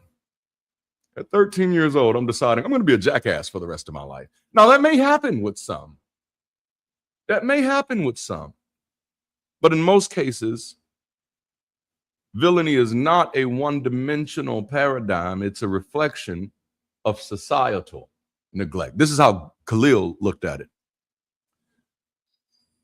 He explores the roots of wrongdoing, most notably in his prose poem on crime and punishment and his short story, The Criminal. In his collection, A Tear and a Smile, the story of the criminal tells of a starving young man who begged for bread but was repeatedly refused by humanity. Driven to desperation, he becomes a powerful robber and killer. Eventually, he amasses wealth, bribes those in power, and is celebrated by society, exposing how initial greed and indifference transforms humble sons of peace into criminals. All right? In his masterpiece on crime and punishment, Gibran argues that no individual commits a crime in total isolation. Sit with that. This is his argument. I'm not saying it's my argument. I'm not saying it's a belief. I'm not saying you need to hold on to it. I'm saying this is something that another human being has subjected in the marketplaces of ideas, and maybe we should interrogate it, sit with the discomfort of the nuance of it, and ask ourselves, how does this really feel? He asserts that that no individual commits a crime in total isolation. He asserts that the wrong party is often partly accountable, as society's own failures and blind spots nurture the environment where the crime occurs. That's the hard question of asking, how did we get here? He famously suggests that the righteous and the villain are merely the same person standing in twilight, and a community's highest structure is only as strong as its lowest foundation. So I actually want to read this to you. I'm going to read the whole short story. It's a short story, so don't be mad at me. It's a short story, but I'm going to read this to you. This is called The Criminal. I don't know if it's The Criminal 5. I don't know if it's The Criminal the 5th. I don't know if it's The Criminal V. It's The Criminal V is for Vendetta, as far as I'm concerned. So a young man of strong body, weakened by hunger, sat on the walker's portion of the street, stretching his hand toward all who passed, begging and repeating his hand toward all who passed, begging and repeating the sad song of his defeat in life while suffering from hunger and from humiliation. When night came, his lips and tongues were parched, while his hand was still as empty as his stomach. He gathered himself and went out from the city, where he sat under a tree and wept bitterly. Then he lifted his puzzled eyes to heaven while hunger was eating his inside. And he said, "Oh Lord, I went to the rich man and asked for employment, but he turned me away because of my shabbiness. I knocked at the school door, but was forbidden solace because I was empty-handed. I sought any occupation that would give me bread, but all to no avail. In desperation, I asked alms, but they worshipers saw me and said, 'He is strong and lazy, and he should not beg.' Oh Lord, it is thy will that my mother gave birth unto me, and now the earth offers me back to you before the ending." His expression then changed. He arose, and his eyes now glittered in the determination. He fashioned a thick and heavy stick from the branch of the tree and pointed it toward the city, shouting, "I asked for bread with all the strength of my voice and was refused. Now I shall obtain it by the strength of my muscles. I asked for bread in the name of mercy and love, but humanity did not heed. I shall take it now in the name of evil." The passing years rendered the youth a robber, killer, and destroyer of souls. He crushed all who opposed him. He amassed fabulous wealth with which he won himself over to those in power. He was admired by colleagues, envied by other thieves, and feared by the multitudes. His riches and false position prevailed upon the emir to appoint him deputy in that city. The sad process pursued by unwise governors. Thefts were then legalized. Oppression was supported by authority. Crushing of the weak became commonplace. The throngs curried and praised. Thus does the first touch of humanity's selfishness make criminals of the humble and make killers of the sons of peace. Thus does the early greed of humanity grow and strike back at humanity 1,000-fold. Oh, is that not heavy or what? Now, I'd love to say I was introduced to this poem as a child. I was not. I did not know who Khalil Gibran was. I probably came across some of his works in a few textbooks, but I was actually introduced to this poem through a character by the name of Lucius Lyon.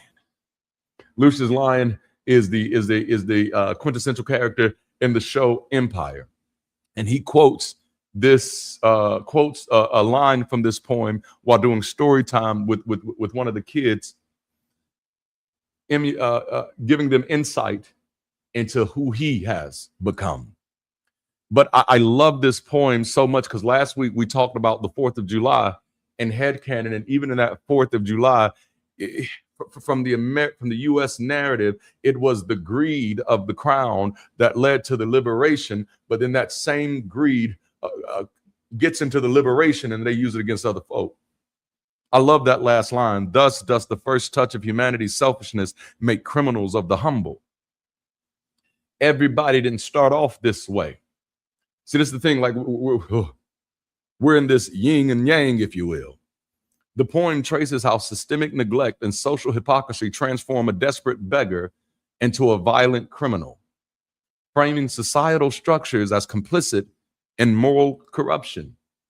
If we're not willing to deal with the whole system, then we're actually scapegoating the people. It challenges the moral binaries of good and evil by showing criminality as a consequence of social abandonment. While many works from the era emphasize redemption through suffering, this poem instead indicts collective inaction and class-based gatekeeping. I want you to think about that phrasing. This poem indicts collective inaction. Why is Bridge City doing what we do? Because we're working to build the engine for collective action. Collective inaction, oh, damn it. Collective inaction is not just a choice, it's a consequence. Y'all ain't ready. Collective inaction is not just a choice, it's a consequence. Darante, what you talking about? What you talking about? What you mean collective inaction is a consequence? Collective inaction is a consequence of being disconnected. I was going to do a video last Wednesday. I may do it next Wednesday on the difference between activism and advocacy. Advocacy is speaking out. Activism is building systems. Collective inaction. See, there are people who are not active. It's not always a choice. It's the consequence of not having a connected network to actually be able to do something about it. All right, so let's get into this. This is my last chat question for today. It's my last chat question for today. And this one is going to be a little sober. What villains are we currently creating? And I want you to think about that. What villains are we currently creating? Number one, as a global society, what villains are we currently creating? Number two, yeah, many hands make light work. Yes. Number two, what villains are we currently creating as individuals? Where am I stretching my narrative where my perspective doesn't have insight? Modern society creates villains by pushing people into isolation, economic desperation, and echo chambers where tribalism thrives over empathy. Now, any of you that have worked with me for any number of time, you will know that I detest tribalism in any form, shape, form, or fashion that it comes in. I detest it. I detest it. Because to me, it's that same form of superstition. When tribalism thrives over empathy, we have a problem. This is why one of our values here is people-centric. Can you handle that? We are not a belief-centric community. We're not even a value-centric community. We love our values. We stand to our values. But the thing that we love, appreciate, honor, protect, and respect more than anything else, watch this, is people. It's people. Villains are created when people get pushed into isolation. I am the villain of the story. I got no choice, Lex says. Lex says, you're never going to see me as someone who's just being honest. I have a right to be interested in how your superhero son has interfered with my life. I have a right to figure out the mysteries that are now intertwined with who I am, where I am, and why I am. But if you're so hell-bent on keeping me on the outside, I am the villain of the story. Modern society creates villains by pushing people into isolation, economic desperation.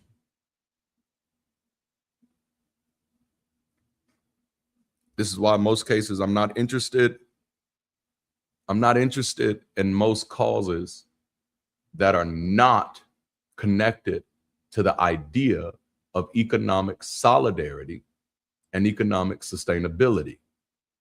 Because once I see that, I just realize, oh, there's just another people who want to be loud but don't really want to do shit.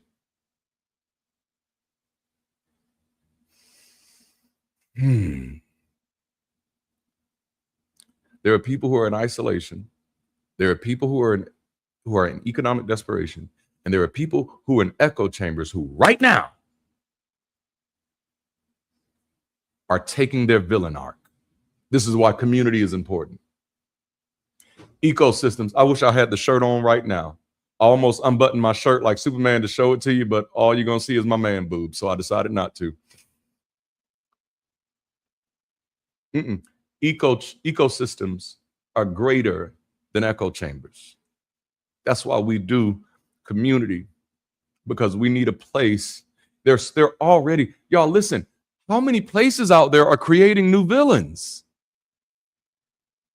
We need spaces that are not focused on staying locked into this hero-villain paradigm, but we need spaces that are locked into the partnership paradigm, where we're in this together.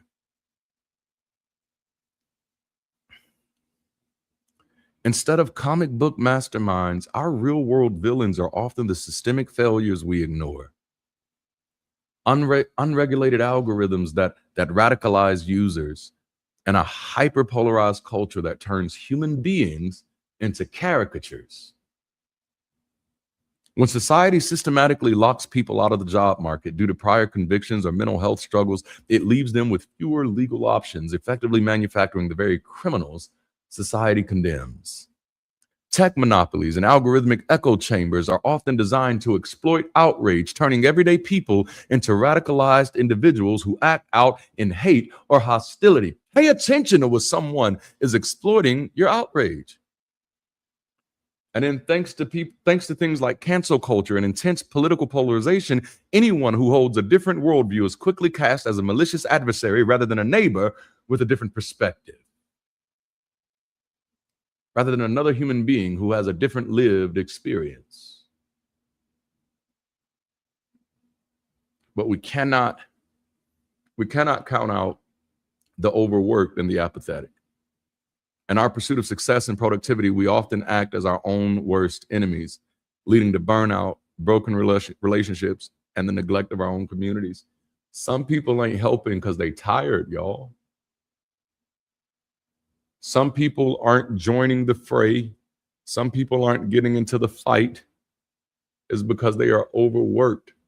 They are overburdened. They are tired.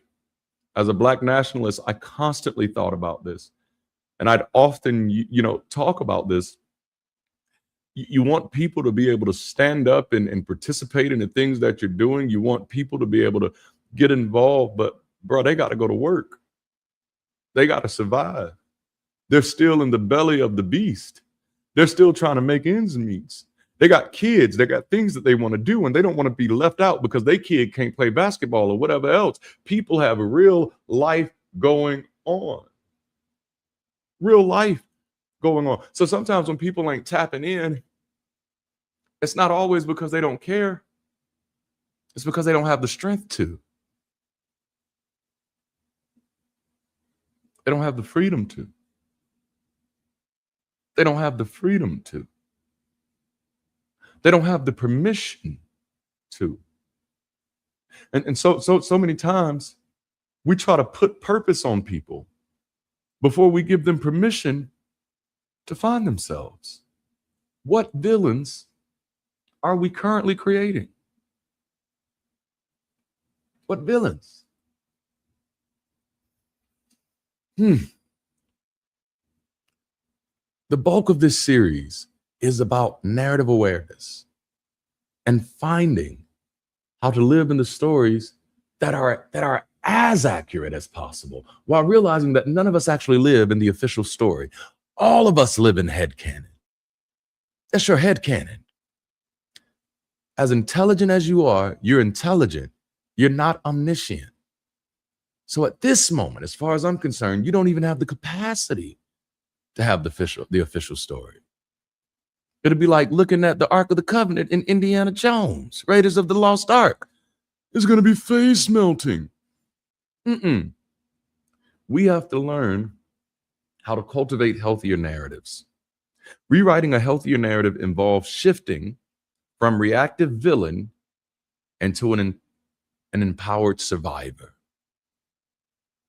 and helping other people do the same.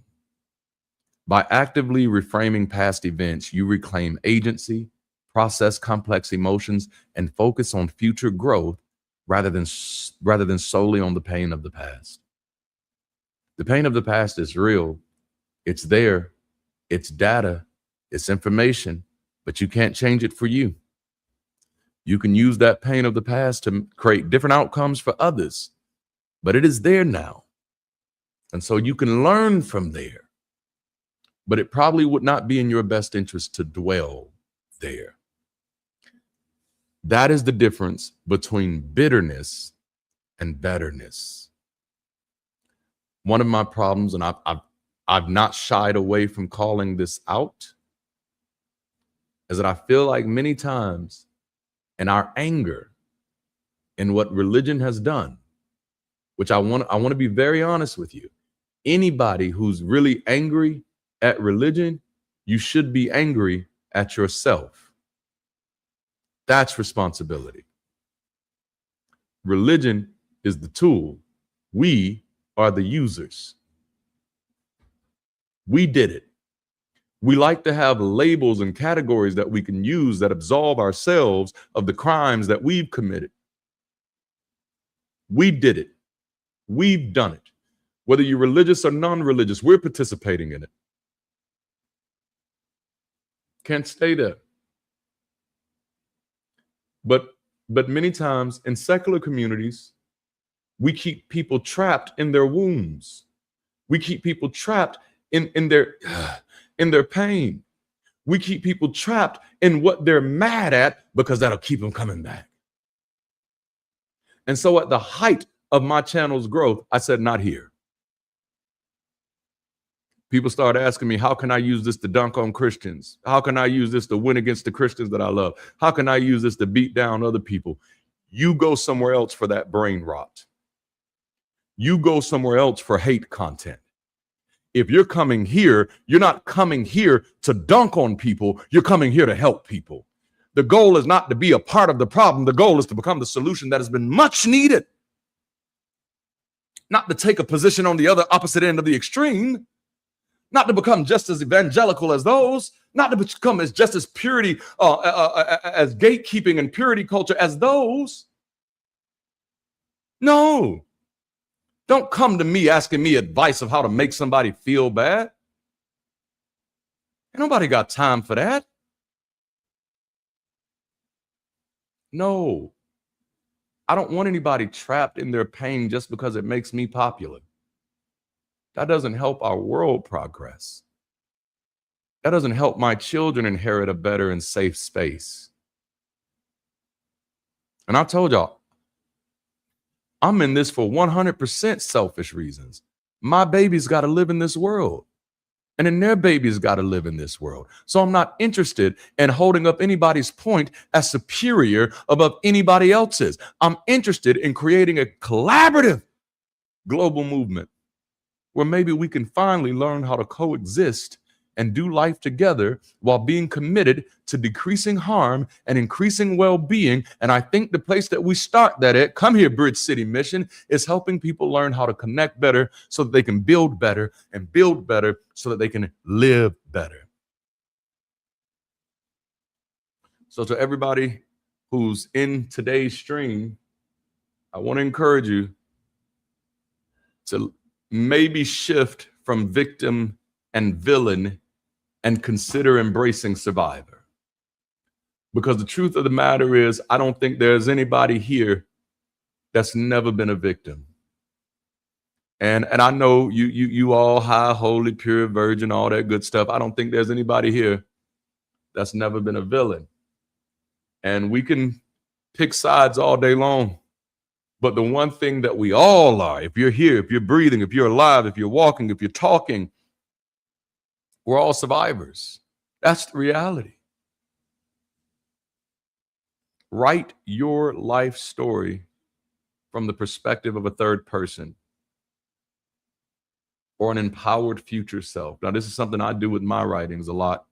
And again, this is narrative therapy. I encourage you to, there's that country thing again. I'm starting to sound like Cleveland. There's this narrative therapy, Family Guy reference, narrative therapy techniques. But write your life story from the perspective of a third person observer or an empowered future self. This helps you objectively evaluate the past, identify your core strengths, and detach from limiting labels. Practice radical responsibility. Own your present choices and emotional responses without minimizing the hardships you faced. Taking that proactive type of stance helps to foster hope and resilience. And then start working on reframing your narrative arc. Rather than omitting contradictory evidence or assigning moral blame, which is easy, reinterpret challenges.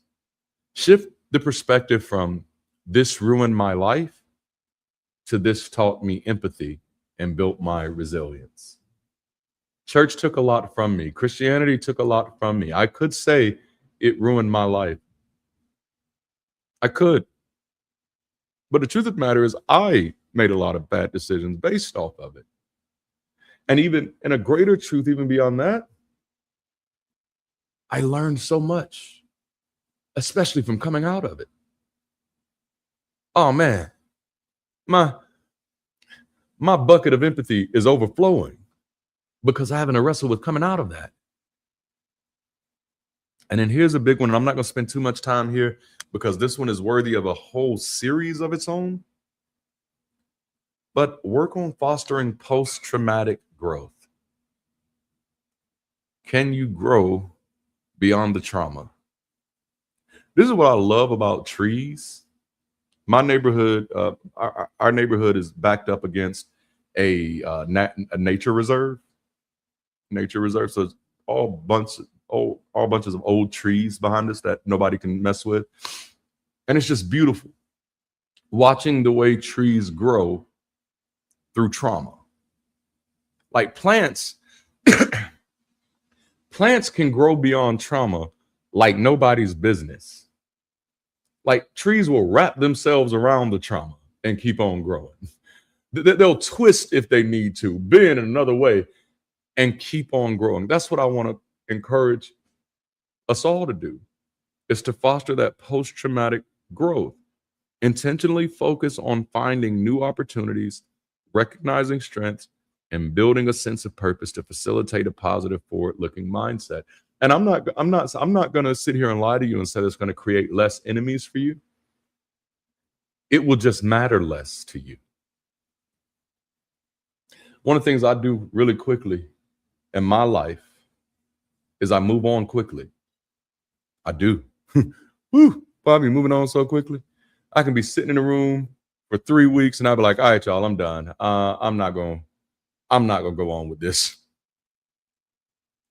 because I got to keep growing. One of the things I've adopted in my life is that nobody has to be the villain in order for me to be the hero of my own story. So here's where I want to land. And every story requires conflict. It's the nature of stories, but not every conflict requires a villain. Somebody may tell the story of your boundary as betrayal. They may interpret your growth as abandonment, your honesty as cruelty, or your refusal to remain who they needed you to be as selfishness. They're allowed to have their own version of your story, of their story, but their version does not have to become your identity. Narrative awareness also requires us to turn the question around, not only who has made me the villain, but who have I needed to make the villain? Who have I reduced to their worst decision? Who have I turned into a one-dimensional character so that my own choices would remain unquestioned? What person have I needed to remain evil so that I can continue seeing myself as completely innocent? That doesn't mean the harm was imaginary. Some people have genuinely hurt us. Some systems exploit and abandon people. Some ideas deserve to absolutely be confronted, resisted, and dismantled. But we can oppose harmful ideas without dehumanizing human beings. We can protect ourselves without rewriting everyone who disappointed us as a monster. We can leave a painful chapter without requiring somebody else to remain trapped inside it forever. Because people are more than the roles they played in our pain, and we are more than the roles we have played in theirs.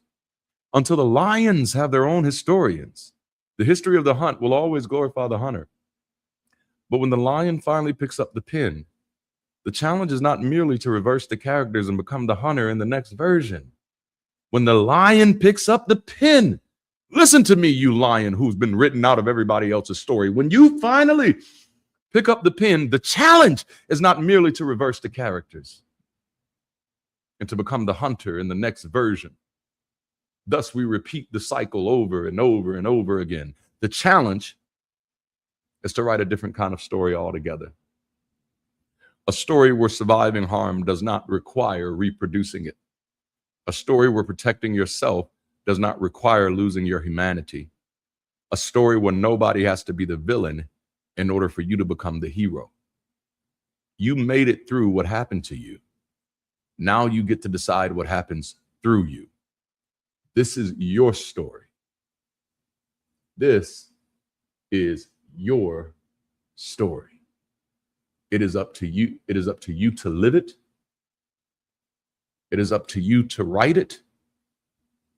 And I hope you know you have the freedom not to let it get trapped in anybody else's narrative of who you are, of where you've been, of how you've gotten this far.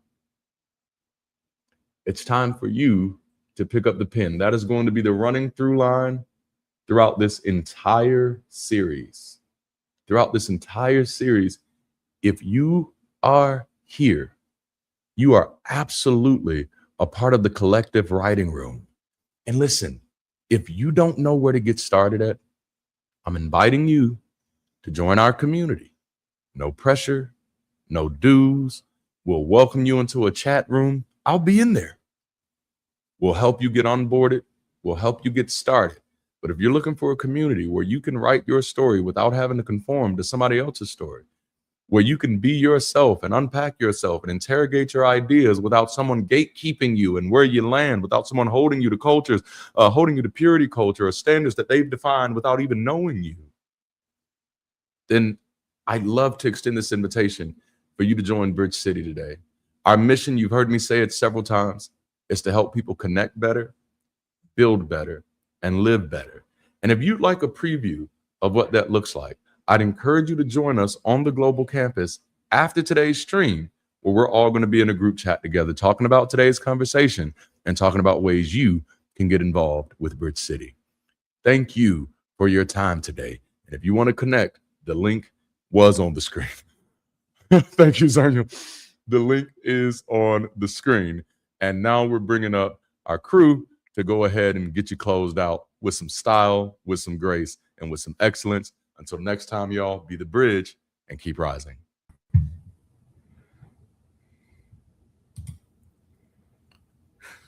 All right, make sure I'm actually off of mute this time. Hi, everyone. What a great Sunday session. Today, joining me is Mark. Again, you saw him in the intro, but he's taking Jude's place today because Jude has a performance. Good luck, Jude.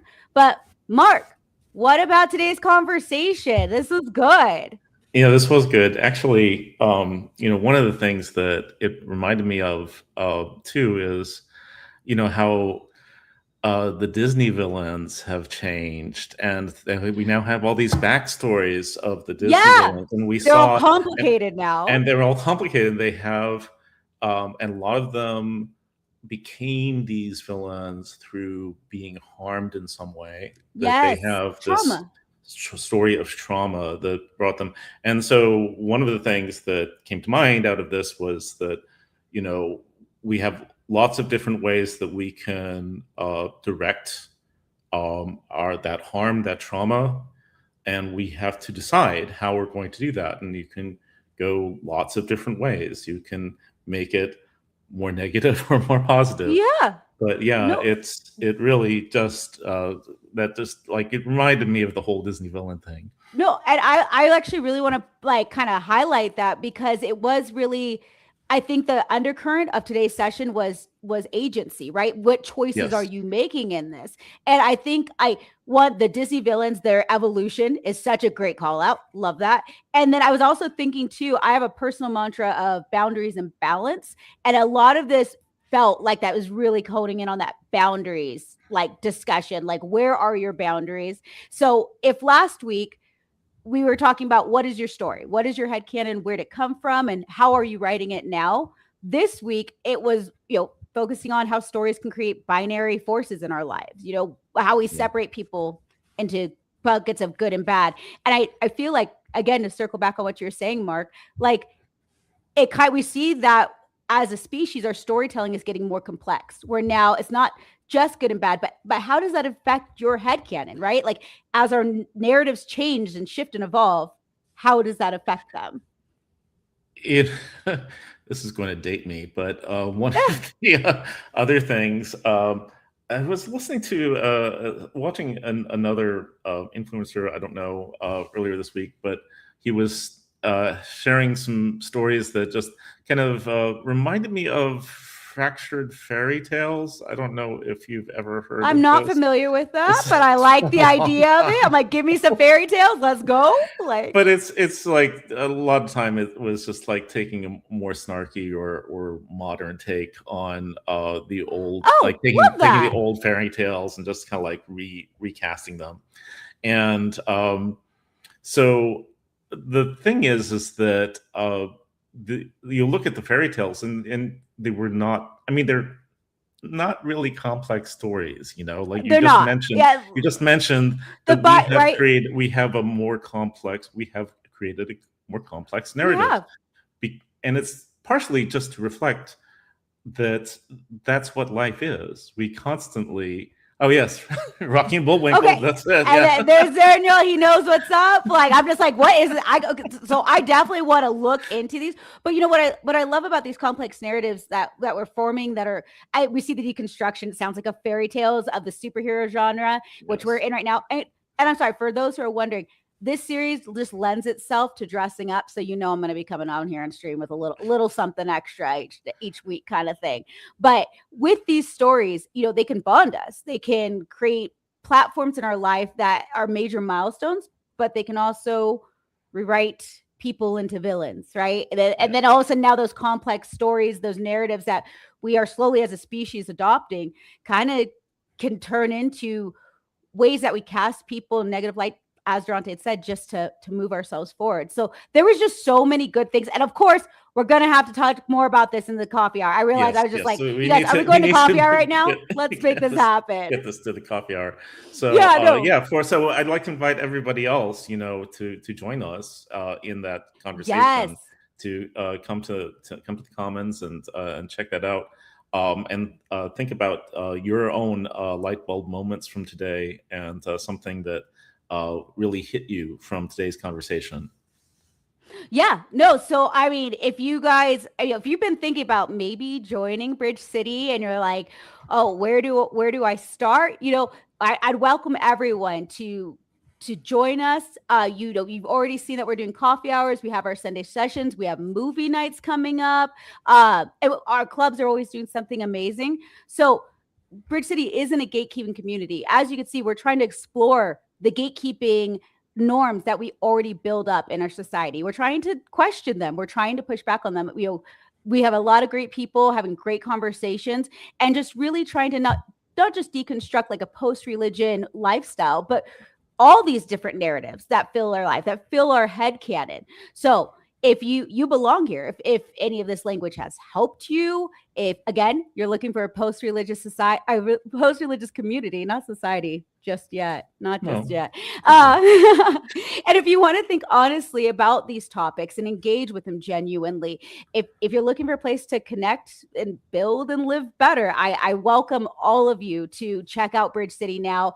I'm so sorry, Zerna. Can I get that link on the screen one more time? Bridgecity.app. Hello.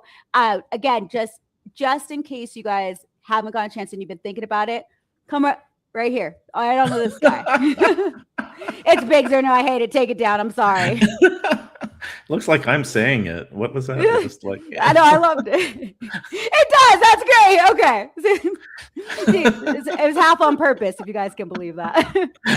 That is hilarious. I cannot. Darante's sitting backstage just like, no, we got it here. We got it here. So again, connecting with the community helps support the bigger vision. Yes. And once you get into the Global Campus site, just go hit tap in. That takes you through a little introductory course. And also introduce yourself in the new member introductions. Please introduce yourself. So the way we get to know you. And you get to know us. And then I mean, if you want to explore further, look to the lobby, go to the Welcome Center. From the lobby, the Teams page for and, sure. There's all these other things. The new member area, the Teams pages, Commons. It's just lots of things to explore. So just tap in and check things out. And I know joining a new community can be daunting, and there is a lot here at Bridge City. We're building more every single day. But when you come, however you want to engage, that's you. Show up as you are. It's not about guilting you into, I believe Party Wolf said this in the chat, it's not about guilting you into doing something specific. If you want to come in and lurk for a couple months, get your feel around, do it. Make it happen. This isn't about manipulation. There's no supernatural promise here. This is just honest people getting together to support a mission that matters. So show up, support where you can, and check out Bridge City campus if you haven't yet. And then, of course, with today's stream, share the replay. Yes, exactly. So how are we closing out now? Ashley? Not just yet. So I want people to share this live. And then I want them to comment on it. I want it to, if you can, draw a thumbs up. I don't know how hype works, but I'm gonna keep saying it every week until someone corrects me. Hype the video if that is still an option. But really, for anyone who is, again, look, I just love the word post-religious community because it really isn't about, you have to be an atheist to be here. We have people at all stages of their belief system joining, talking, and having great conversations. So if you want to try to kind of break into those or just even watch them from afar, get on the campus, share this replay with someone that maybe has been questioning these things. Maybe meet with maybe watch it together with somebody as well. Even if it's not a live, you could do a live watch party. It doesn't have to be live. You could always watch true. Watch it anytime.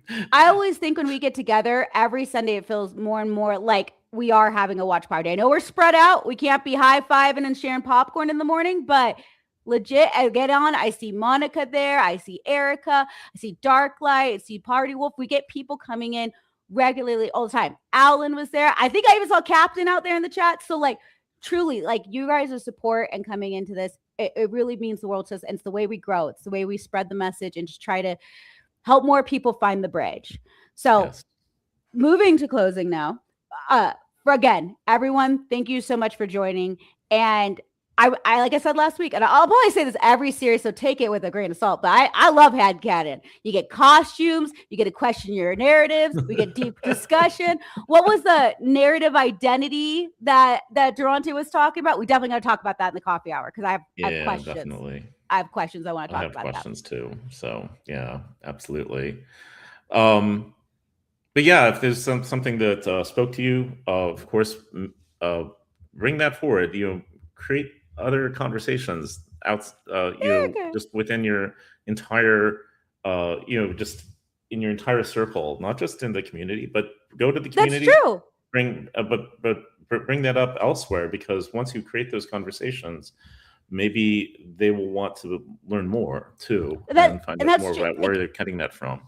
Sunday sessions are about starting a conversation, about questioning pre-established beliefs. They're almost akin to a very in-depth trigger warning with just Darante on screen. But like, really, it's really a place to invite conversation that doesn't necessarily have to be done just in the campus. And I hope it creates some ideas of like how you can start those conversations without like feeling like you're attacking somebody or something like that. Someone has to be challenged. No, I agree. Right, and I think that's really the best thing about Sunday sessions. We do dig into hard topics. We do question the status quo, let's say, but it's all from a place of curiosity, of trying to understand. It's not trying to challenge people or attack them. But what you will see is that when you do challenge someone's identity, it can feel a lot like an attack. It can. Yeah. Very true. Very true. So, to our visitors out there, our guests, if this is your first time here, thank you so much for joining the live stream. As we stated before, we will be having a coffee hour after this, immediately after the stream ends. So be sure to meet us over on the campus for that. But thank you for being here. Thank you for being present. And we hope you enjoyed the stream. Yeah. And also to the members, look forward to seeing you in the coffee hour or anywhere on campus. Don't let the conversation end here. Keep it going. Yes. Keep it going in the campus. Keep it going with your friends, family, whoever you want to invite in to that. And also keep an eye on the resource board. Yes, the resource board, please. You guys check it out. We got a charity spotlight on there. You can put up, if you're offering services, you would like to make your services available to the community. You have a connections hub, lots of different ways to engage the community from both professional and personal ways. So check out that resource board. Sorry, I just love the resource board so much. Lots of teams to help out with everything from just tons of things, production work to music to I could imagine theater at some point in time, maybe. I got plans. Zerno got plans. Darnea got plans. We got plans. There's plans happening. So literally, you guys, come on into the campus. Come check out what we're doing. Lurk if you need to. Peruse around. Join a couple of events. See how it feels. And again, always remember, Bridge City's values are at the forefront of everything we do. Being forward thinking, making sure that we are, of course, people centric, that we care about people and the things we're doing, and life affirming. None of us know exactly how to move through this life. We're just trying to figure this out. It starts with conversations. It starts with connection. It starts with friendships. And I find that here at Bridge City. Yeah. I mean, we're going to get to talk more about this coming up. Can't wait for the coffee hour. So, I hope someone else be a villain with me. Come on, come get with some black, some black stuff. But I think we're good. I think we're good. Yeah. Anything else crazy coming? No. And one last thing I will say as we close out here. This week coming up is Giving Tuesday. Oh, you got something, Mark. Yes. Giving Tuesday this week. I'll be getting a video on the campus so we talk about our goals, our fundraising, the desires. Just talk it to me, Mark. Yell it at my face, please. So if you can, again, supporting the community helps us support the mission, moving it forward and expanding it. So am I forgetting anything else here, Mark? I was going to mention, I think you were having a trigger warning thing coming up. Oh my God. Yeah, you guys, trigger warning next Saturday at noon Pacific Standard Time. It'll be for conflict and community. And we're going to kind of go over, we're talking a lot about what our personal headcanon is right now in this series. What happens when that personal headcanon meets the connection of community. So that's really where I want that trigger warning to go. I hope we'll see a lot of you guys there. We do once a month, trigger warning roundtable global discussion. Can't wait. So excited. Thank you. Good Beautiful. Call out, well, Mark. I appreciate it. I guess until next time. Yeah. Meet us at the coffee hour, but keep rising and be the bridge. Be the bridge. Have a great Sunday, y'all. In a world full of irrational thinking and echo chambers, only the bridge builders can save the day, bringing us back to a shared reality based on truth and connection. Meet Fast Forward, bringing the future now. Meet Whimsy, fluttering to make new connections. And meet Affirmaman. Wait, is this really this guy's name? Really? Well, all right. Meet Affirmaman, doing whatever it is Affirmaman does. Together, they are the Bridge Builders.